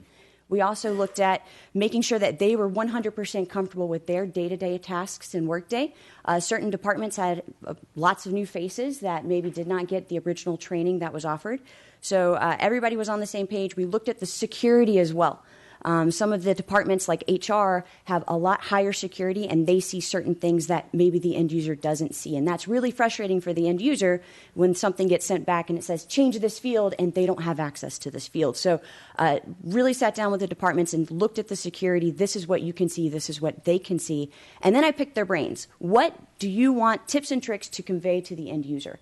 So I gathered a lot of that information, issues, common problems, common questions that they have, and now we're doing refresher training across the district for all the departments, all the managers, all the administrative assistants. We've looked at senior lab techs, anybody who initiates processes in Workday, we want to get them in class and train them. So that's what's going on this summer right now as we speak. We've also looked at, because we have new reports, we want to be flexible, so we have offered a new report training class as well. So we divided it up. We're trying to be more flexible. We're giving the classes different days of the week to accommodate people's scheduling conflicts as well. So we'll have this throughout June and July and possibly also into August as well. So this is cool because we are really focusing on not just the activities, the road, this is how you do this process. We're focusing a lot more on why are we doing the process? What's the reasoning behind it? And that has caused a lot of light bulbs to go off. So people are finally getting familiar enough with the system that they're connecting the dots, and I think they're getting a lot more out of this system now that they're understanding not just how to do the process, but also why they're doing the process. So that's where we're at now. We do have a lot of training materials out there, so I did want to, let's see if I can do this, very briefly look at some of the training. I'm going to get out of Kim's stuff here. So when you log into the live system, everybody has access to the training site right from the live system. There is a nifty little worklet. These are these little symbols here. They're called worklets. One that everyone has if they have a district account says training and who to contact. So if you click on this training and who to contact worklet, you get a lot of different options, a lot of different links to the different district services pages. One of the pages at the very, very bottom is the Workday online training site. So this is where we house all of our job aids, all of our training materials, tips and tricks, and all of our communications that we have as well. So on the left-hand side, we have topics, different topics. I usually recommend people start at the getting started top of the list. We have job aids here that some of these are provided by Workday as kind of generic materials. I've looked at every single one of these and customized them as needed to fit South Orange's needs. So an example would be, this is a relatively new one talking about a new dashboard item that you can add, and we do step-by-step instructions and how to look and view this and what does the information actually mean. So this is something that has recently been added to this page. We have job aids. We have job aids specifically for mobile, specifically for managers. Videos as well. These are little quick 1 to 2 minute videos that are out there. We also have training manuals as well. Again, covering every different type of topic you can look at. And very recently, if you look at the expenses page, you can also see how do I's. A lot of people have asked very specific questions. How do I find out if a prepaid spend authorization was paid? And we have step-by-step instructions with numbers. I've started going into numbers here. I think people respond better with numbers than big red arrows. So again, evolving the training materials to fit the questions and the needs that people have. So not only that, just to show you what we're up to as far as the training calendar, we've published this as well. So June, the training calendar in June, quite a bit, lots of color. So today was the 27th. So this morning we had an HR, HCM Part 1, and an expenses class today as well. And then we have this tomorrow. We also offer classes at IVC, everything in the blue. I know that was another thing that folks said, that we never offer classes at IVC. I've worked with David on this. We identified the classes we want to have because we offer these exact same classes every single week. So we couldn't offer every single class doubled up, but we identified the 3 major ones that we wanted to have at IVC as well. So that's the June calendar. We also have July as well, and all of the other calendars we have. Communication updates, we have every type of communication we have sent out into the masses, we should say. The Workday, this is the most recent one, talking about the refresher training, giving them links to the calendars and how to sign up for their classes. So we have lots of communications, lots of changes that we communicate via email. We also have frequently asked questions here as well. How do I convey a message to the accounting department? You can click on this and it will link up to the answer. So lots of materials out here, and this is accessible to everyone. Another really important one, training offering that we have, I think one of the most popular ones is the Workday review sessions. We have every 2 weeks. Well, not every 2 weeks, the second and the fourth Friday of the month. So occasionally you get months with 5 Fridays in them. And we have representatives from every single district services department there. Accounting shows up, payroll, HR, and purchasing. And people can ask their questions and policy questions and things like that directly to the district services. So they get quite a bit out of that as well. So that's all I have. Okay. Thank you, Caitlin. Current slide. Okay. All right. Okay, so let's wrap up a little bit here. So what else are we currently doing in response to some of the concerns? We have delayed the implementation of the payroll integration and benefits to stabilize the other modules and to make sure that we did the refresher training. We will be implementing those over the next 6 months, though, and we will do, particularly on the payroll and integration part, do a pilot for those first. We have delayed the SideQuest implementation. We originally were going to do that this summer. We decided to delay that to spring. It was, we felt that people were getting what I would call change fatigue. Okay, so we really needed to slow things down a little bit and have them feel comfortable. And people were already feeling that they feel much better about things. So we are committed again to listening to our employees. We're going to continue to process. The process will continue to be refined as necessary. It's going to be adjustments as we get input. Folks comment on some things, and we're taking a look at, okay, maybe this doesn't need to be 7 steps. Maybe this needs to be 2 steps. And one of the examples is on administrative manager evaluations. They were a little bit too cumbersome, and I know David Begay is rolling that out, much user-friendly process for that. We're going to be continuing regular progress reports and emails to all the end users, but also to all of you. On any kind of schedule you prefer. We're going to report on our accomplishments, achievements, and issues yet to be resolved so you can understand sort of where we are on things. And again, we're committed to ensuring that the Workday project is successful, and employees will continue to become more comfortable with the changes in the system as we go and move forward. And just to wrap up, just to remember why we are doing this, there's Barbara Mucci's grandfather there, the original designer of our system, and a member of the accounting team preparing the monthly reports. And this isn't much of an exaggeration. Our systems are very antiquated, and they really needed to be switched out. Business process innovation and project success. A lot of folks feel it's a straight line, and it isn't. I mean, it really is a little squiggly line, and we're meeting our way through to the project success as we move forward. And with that, we can take some questions for you. There's several of us here, plus other people in the audience. Thank you, Deborah. Thank you to everyone and your team for a comprehensive presentation. I thought Trustee Whitt had a question. You rescinded it. I'll go ahead. When can we have another listening session? Oh, that's something you'll have to talk to your board president on. Thank you. Okay, we can talk. When would you like to have one? Well, I'd like to have, I see how they're implementing a lot. Mm-hmm. And I would love to share with you an email, one of the emails that I received last week. And I'm also, and what it really has to say, it has to do about purchasing something. And I'm beginning to see that the other problem in implementing Workday is that I don't think a lot of people understood their responsibilities when everything changed.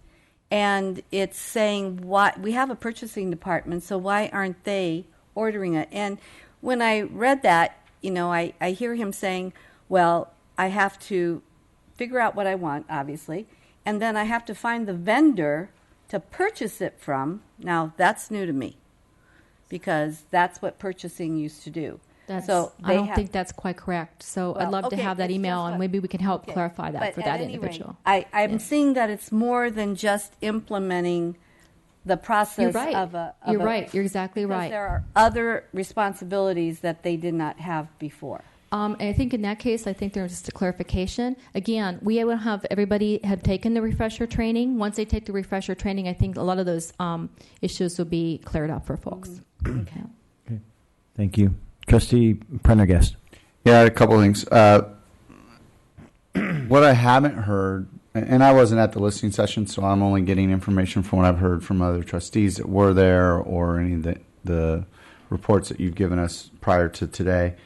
Are there any issues with Workday crashing? Like you're in the middle of something and it freezes up, or technology glitches? So all the complaints are user generated from how the process works. It's not an issue with the software itself. There has been absolutely no reports of anything crashing, no freezing up. I mean, defeats everybody. It's an extremely stable system. We have not had any technological issues with Workday. That's a bonus right there, because trust me, I've dealt with a lot of rollouts of I new remember technology. in Escape, I would sit there and it would twirl around for a little while. I'd go and get a cup of coffee and come back sometimes. Right. So there was a slowness to the other previous system, but we don't have that with Workday.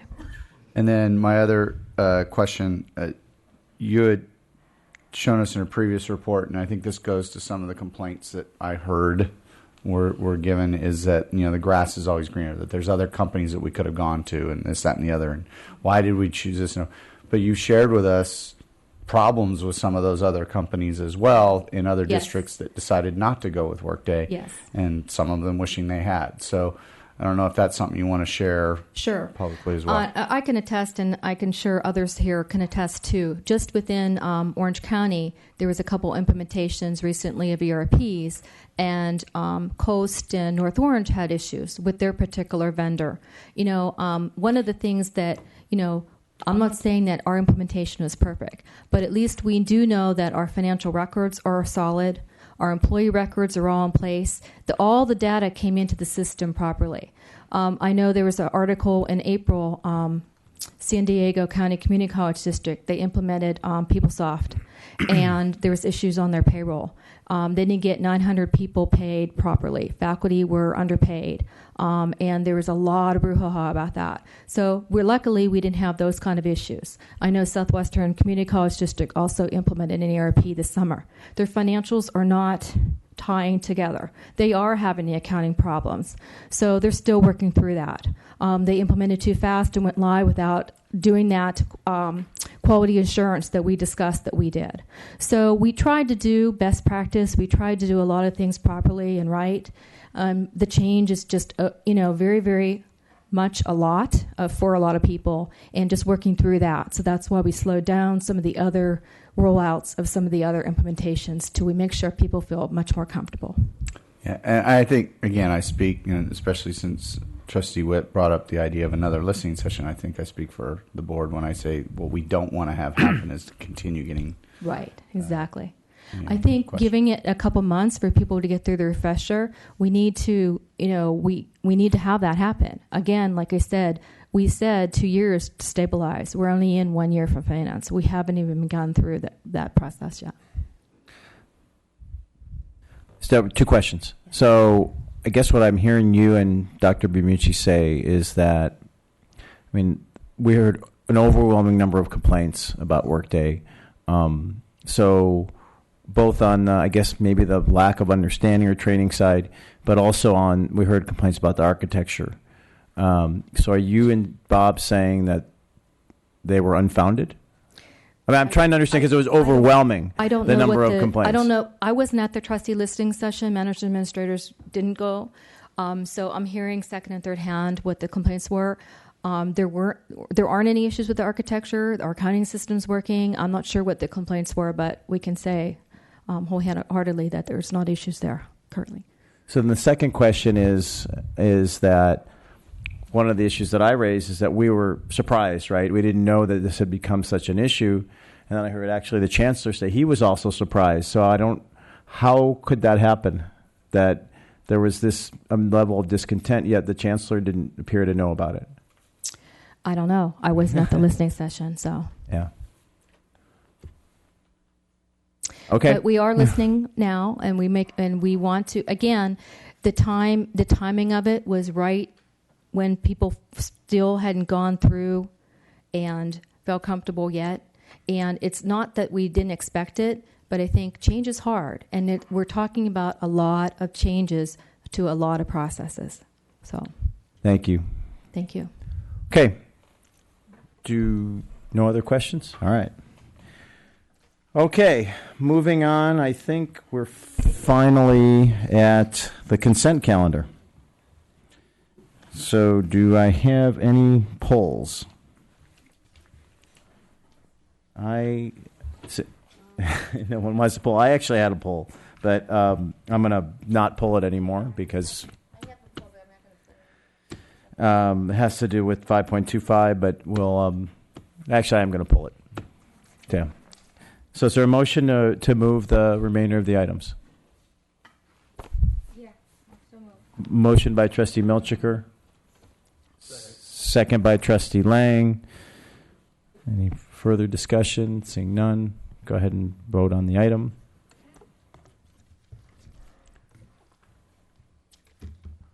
Unanimous Trustee yes vote. Trustee Wright absent. Student Advisory Rep absent.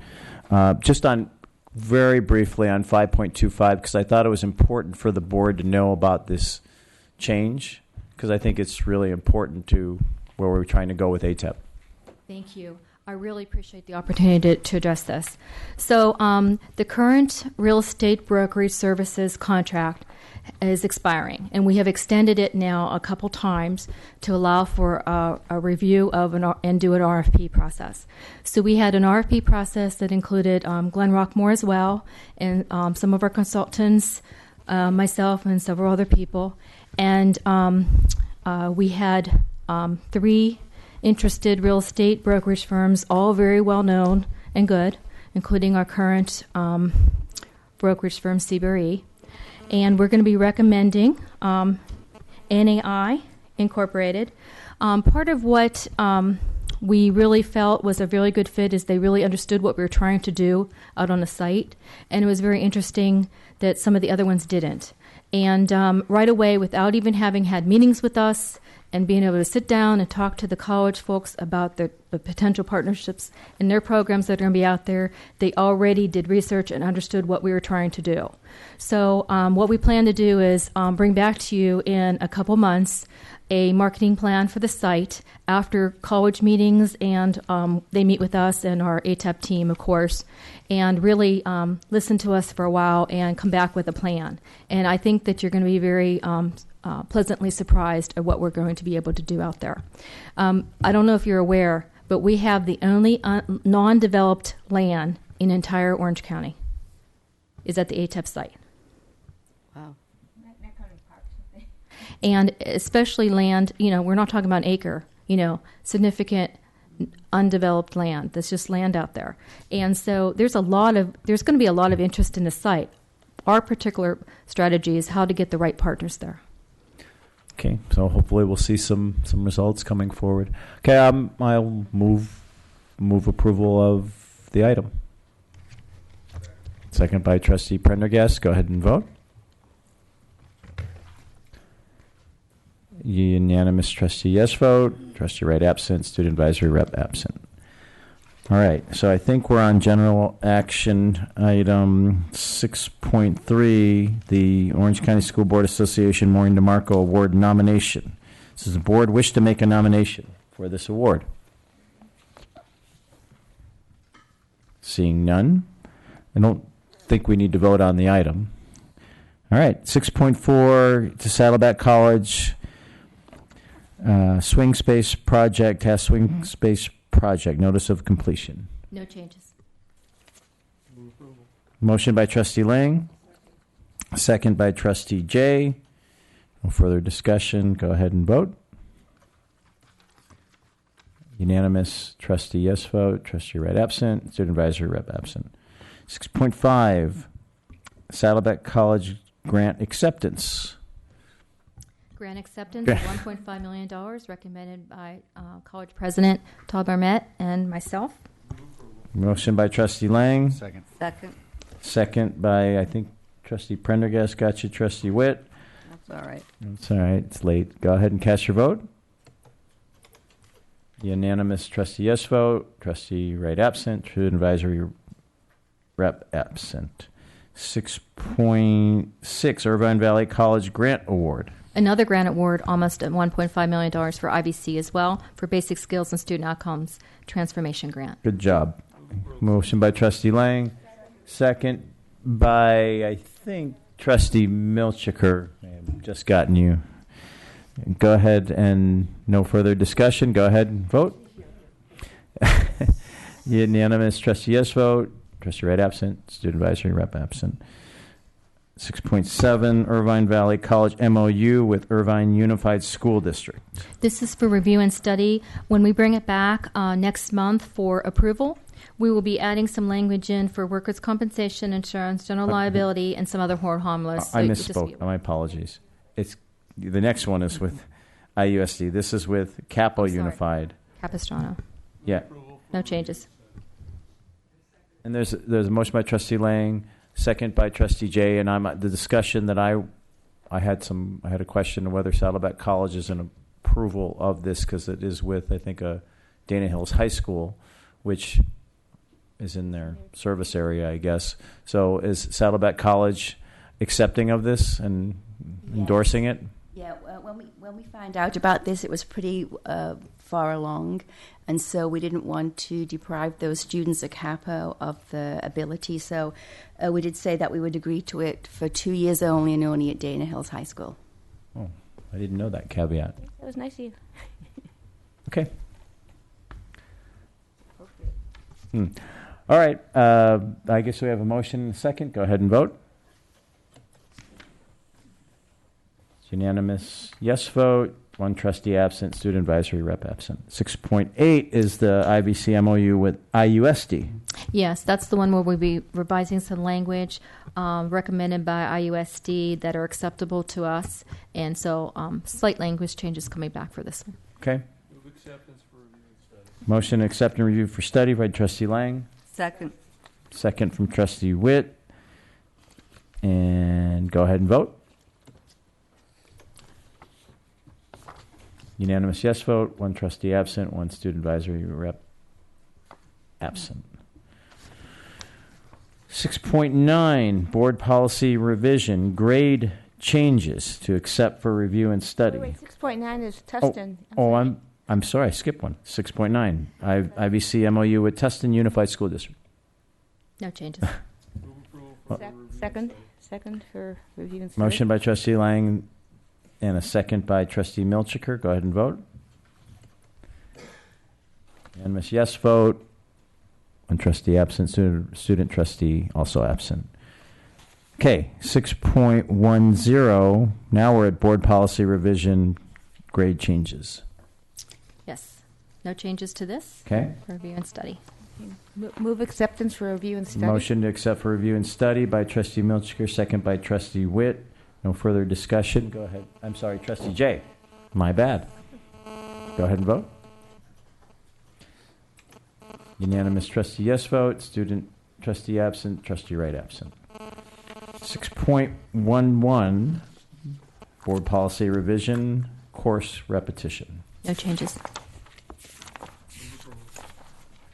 Motion by Trustee Lang. Second by Trustee Prendergast. Go ahead and approve the item. Unanimous trustee yes vote. Trustee Wright absent. Student trustee also absent. 6.12, district server and storage replacement. No changes. Changes to the item. Motion by Trustee Lang. Is there a second? Second. Second by Trustee Jay. And a question from Trustee Prendergast.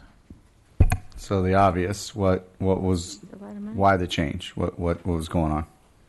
Well, in geek speak, Nutanix offers virtualized data centers and storage in a private cloud environment. In plain English, we're migrating a lot of our legacy servers over to a cloud infrastructure as it gets built out. That saves us money, saves us power, makes the server room greener. As we continue to add servers, we're actually shrinking equipment with this strategy. All right. I think we have a motion. We have second. Go ahead and vote on the item. Unanimous trustee yes vote. Trustee Wright absent. Student trustee absent. 6.13 contract for software development, Neudesic. No changes. No changes to the item. Is there a motion to approve the work order? Motion by trustee Lang, second by trustee Prendergast. No further discussion. Go ahead and vote. Unanimous trustee yes vote. Trustee Wright absent. Student trustee also absent. 6.14 academic personnel actions. We have one change. And I see it here. Yeah. It's Exhibit A, page 18 of 18. You'll see the board this was put on the dais for you to look at. It's an addition we learned about today, this afternoon from Saddleback College, and it's about a faculty member whose grant, if we don't pay for it out of the grant by June 30th, the money will not be available. Had to go through the general fund for it. So we added this to the agenda as well. It's not as exciting as Geek Speak, though. All right. So a motion to approve the item. Motion by trustee Prendergast. Is there a second? Okay, second. There may not be a second. Second from trustee Milchiker. Is there any further discussion on this item? No? Okay, go ahead and cast your vote. We have a yes votes from 5 trustees. We have 1 abstention, and then trustee Wright being absent, student trustee also absent. 6.15 classified personnel actions. One change. Okay. On Exhibit A on page 3, underneath A1S, we need to change it from her name is Shinitsky Lisa. The range 14 should be range 17. Going up then. Yes. Okay. All right. Do we have a motion? No. I don't think so. Let's get a motion. Motion from trustee Prendergast. Is there a second? I will second. I have a second. And discussion, trustee Whitt.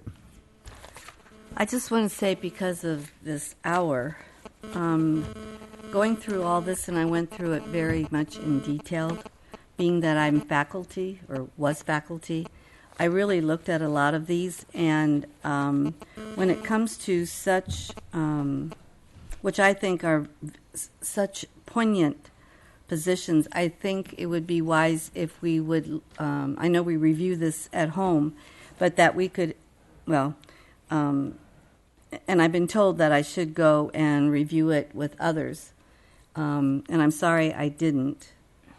I'm sorry I had surgery, but at any rate, I just think that, never mind. I'm just going to abstain. I just have a problem with it. Okay, trustee Prendergast.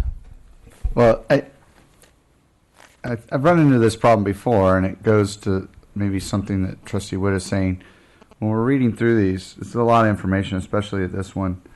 And when you get to these later items and you read someone's moving from one place on the scale to another, those are just numbers.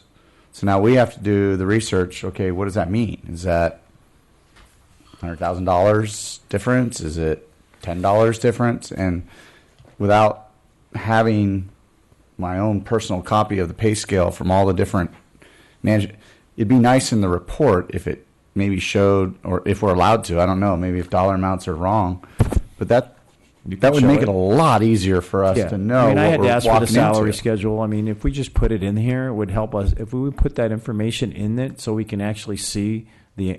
Yeah, they're going from step 2 at 80,000 to step 5 at 85,000. Okay, well, it's $5,000 and different job. We just I got approved it. some pretty significant increases in the last item, I think. So, can you let us? Can you provide that information in the agenda so we can see the actual dollar amounts?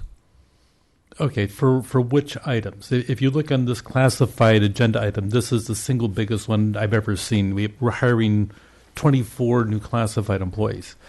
Are you talking about starting salary for the new classified? Are you talking about changes in classification? It's classification changes where they're going from one step or one range to another, or even like we've had in the past where it's a total redesignation of assignment, and you're like, okay, and we had this discussion last month on she's not here, but Caitlin's, and no problem with paying somebody if they're doing more work and they're taking on more responsibility as a manager. I get that, but it looks odd when we don't really know what they're getting for how much, and what is the value that we are placing on that. And it's not that we don't trust what you guys are doing. It's just it looks really odd to us when you look at a reclassification specifically.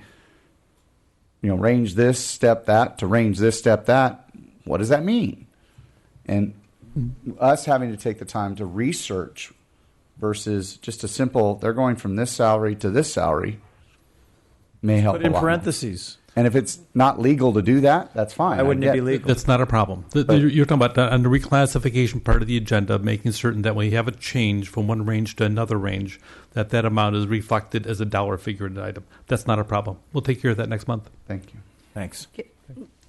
Can I add? Trustee Whitt. Thank you.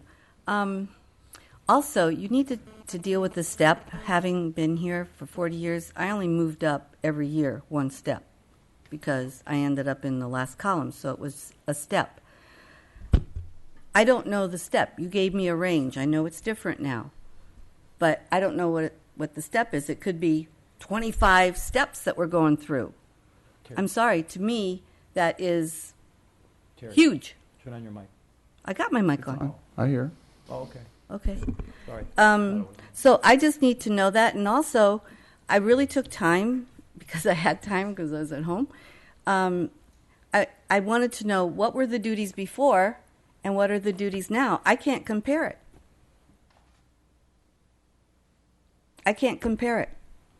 Okay. Usually what happens when we change duties or change job descriptions, the new job description is included in the agenda. Hey, you did the new job description, but I didn't know what the old was. Okay. I mean, it's a huge difference of what the old and what the new is. If I'm going to teach, and now I'm going to teach 4 more classes, I want to know what I taught before so that I can validate, 4 more classes, yeah, that's good. But if I only taught 3 classes before, or if I taught, that wasn't a good example. If I'm only adding 1 class to it and I'm going to now move up 20 steps, I have a problem with that. I need to know the old and the new. I don't know. Am I making sense? No, you're making sense. But you're Yes. looking at increasing the volume of materials that you're going to be seen as a board. And I have no problem doing that because you're the board. Well, you're no, entitled to whatever you want. I went and got my own. I mean, it took me time. Okay. I can provide that to all the board, provided upon special request. If it's A job description significant, of the if old it's- versus the new is not a problem. If it's significant, I would like to see that. If it's one range now, it's called, it isn't. And I said something to someone before. In some of the faculty, everything looked the same. They all had bachelors. They all had masters. Now, one, taught in Bora Bora, wherever it was, and he comes in on 5, and the other one comes in on 2. I understand, but you're asking me to approve that. And I want to know why is one 5 and one is 2. Okay. The pay range. I think maybe the pay range is different because of the factor education level when they come in and they apply for the job is there. Well, then just one little sentence would be great. I was looking at that. I went to every paragraph, and that one paragraph had how many years they were teaching. I was looking for that. Okay. I'll make changes under reclassification. If the board as a whole wants me to include old job descriptions and the new job description, that can be done. If it's significant. Okay. You know, I think the main thing, I think the reclassification and the is it the step increases? I guess that's really important. And knowing the dollar amounts. That's why I requested the salary schedule from today, because there was one particular person that had a very significant increase, and I couldn't tell what it went from where to where. Okay. And that's a reasonable request from a board of trustees to know that amount. Yes, the reclassification is not a problem. It's very simple to do. We can do that. Okay. I just want to clarify one item. The change I made on this item here, on the classified thing, going from a 14 to 17, that wasn't a reclass. That was a typographical error that we made from a 14 to 17. I just want to clarify that. Okay. Okay. All right, Trustee Lang. I'm just not sure where to go with this at this point, because what we're questioning some things, but we're not pulling anything off the agenda here. Even though I'm hearing that there are some serious questions about this. Oh. So, and I'm frankly somewhat irritated from our earlier discussion when I hear senior staff saying that we were informed about certain things in conversations that I don't recall having, and that as a result of that, we're in very bad shape from a financial standpoint. So I guess I'm not happy. Trustee Prendergast. Well, and I think, so this adds to now my comment, but I think the simple thing is transparency. We don't want to make it look like that we're just rubber stamping stuff, and we don't want to make it feasible for things to get snuck by us. Like, oh, wow, if we don't make it look easy to figure out, then they won't know. You know, I'm not saying you guys are doing that, but it's the appearance of it. And so then I would charge my fellow trustees, if you have a problem with somebody getting more money than they should, ask to pull it. That's your job. Don't rubber stamp it and vote no. Don't abstain because you don't like it. This is your opportunity in a discussion to say, I don't think this, can we reevaluate where this person is going? Because otherwise, it does look like we're just rubber stamping. And I don't know particularly which one you're talking about because I can't read. I didn't have time. I was running a water polo tournament all weekend. So, you know, plus I had this other mountain of stuff to read. Mm-hmm. So if you truly have an issue with somebody's job and the pay they're going to get, pull it. If not, vote yes or no. But if you're going to vote no, it would be nice to know why, so that when I see the no up on the screen, I go, well, did I miss something? Maybe I didn't want to vote for that either. That's the whole point of discussion after a motion in Robert's Rules. Okay. All right. So we have a motion and a second to move the item. I believe we do. Forgotten now, but I think we have a motion and a second. I think we do. What item are we on? We're actually on 6.15, and I actually think a lot of this discussion is related to the previous item, some of it. But okay. All right. I did second it because there wasn't a second. But I think that message has been delivered. Yes, so. Okay, let's go ahead and vote.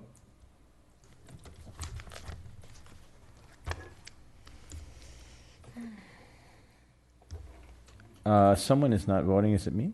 No, I'm voting. It's not voting the way I want. Okay.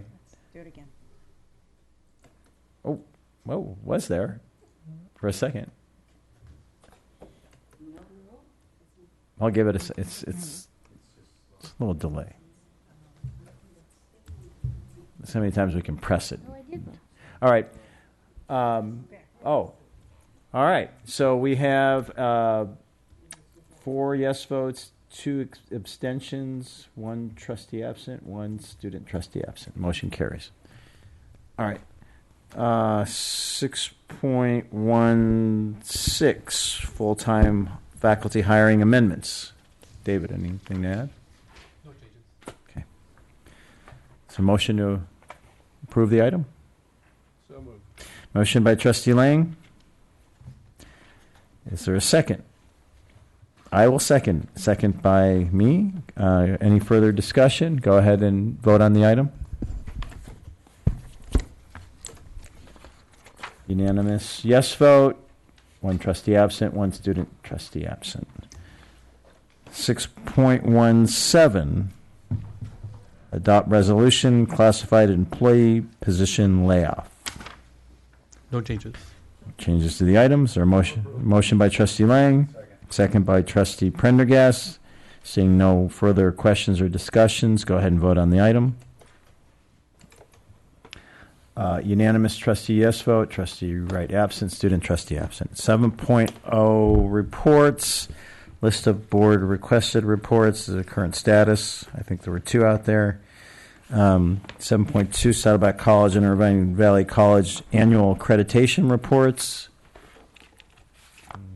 Anything to add? Saddleback College and Irvine Valley College speaker, 7.3. 7.4 basic aid report. 7.5 monthly financial status report. 7.6 OPEB trust report. And then 7.7 facilities plan status report. All right.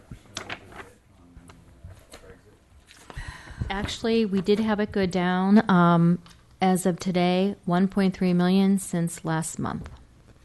So we'll be providing a little bit more information next month as far as impact or projected impact with everything. Okay. Reports from administration and governance groups. Saddleback College Academic Senate. You're finally here. Finally here. Good evening, trustees and Chancellor Portner. So, as you know, I'm Kim DRC. This is my first board meeting as the Senate President. I'm not sure if the late time is some sort of weird initiation ceremony, but anyways, I have 2 items. One, I'm pleased to see the support for the stadium. As you know, the Academic Senate, being the faculty voice on our campus, passed a resolution in support of the stadium, so I was glad to see that. The second item is that the faculty on our campus, we were left somewhat surprised and confused when our Assistant Vice President of Instruction had a quick departure and left to go to IVC. We had a lot of questions with no answers, and we're curious about what process that followed. Thank you. Thank you. Faculty Association. Mark Bluffin, President, Faculty Association, and no report tonight. We have Irvine Valley College Academic Senate. Yes, good evening again. I'm Rupa Mathur. We were also surprised with the announcement of Chris McDonald coming over to Irvine Valley College, and if that followed the process. Thank you. Thank you. Vice Chancellor, Technology and Learning Services. No report. Thank you. Vice Chancellor, Human Resources. Brief report. We've implemented a pilot program for classified hiring and had some very interesting results from it. Previously, our HR specialists generally would have a load of, they'd be working at 8 to 12, usually about 8 to 11 different recruitments each month. With the changes that we've made, the actual workload for the average HR specialist now is between 16 to 18 recruitments per month, which is hugely different. We don't have a significant backlog whatsoever, which at this time last year we had a serious backlog of about 70 positions we couldn't post. Right now, all the positions for classified bargaining unit positions are posted, and we're doing well in HR. So, but part of it's the workload change. We think it's been really the change that we've had in the classified hiring process in the pilot program. So it's come off very well with a lot of massive input with a lot of people working together. It's worked well. Thank you. You can't possibly have more to say. Nothing. I am totally done. All right. IVC Classified Senate. All right, I just wanted to, is this on? I don't know. I just wanted to remind you that we do have our Professional Development Summit on Thursday at Oak Creek from 11:30 to 4. We would love to have all of you join us, at least for lunch, starting at 11:30. And we will have some great presentations, one by Dr. David Bouguet and another by Dr. Patrick Taylor. And it is the professional development. It was based on a survey we put out at the beginning of the academic year, and it's kind of our final a final activity for professional development for where are we? 15-16. So thank you. Thank you. You two have your name badges are kind of mixed, Are but they? that's all right. That's awesome. All right. So who's going to go first? CSEA or Classified Senate? Well, due to the lateness of the hour and the fact that we're going to be meeting in 3 weeks, I'm going to save my report plus some other items for then. Thank you. Thank you.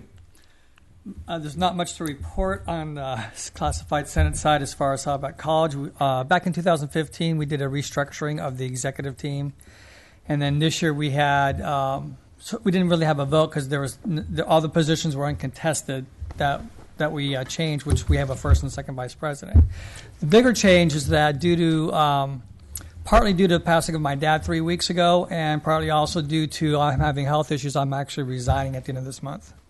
Oh, I'm sorry to hear that. Yeah. Sorry to hear about your loss, too. Thank you. Well, unfortunately, we lost someone else as well that was part of the... Wait, we're not adjourned yet. We have to recess to closed session, then we have to report I'm- back out when we return. Okay. So I'm going to make a motion to extend the meeting to midnight. All right. Is there a second? Second. We have a motion from Trustee Prendergast and a second from Trustee Milchiker to extend the meeting till midnight. All those in favor say aye. Aye. Aye. Opposed? Now I make a motion that we recess to closed session. Motion for the recess and Second. closed session. Second from Trustee Milchiker. All those in favor say aye. Aye. Aye. Opposed? No. We're in recess. Well, you could still adjourn it to. We're supposed to call Warren, but it's too. Oh, okay, that's too bad. So he gave us his card to call him, but I don't think he expected us to go back this late. I haven't seen my family in 22 years.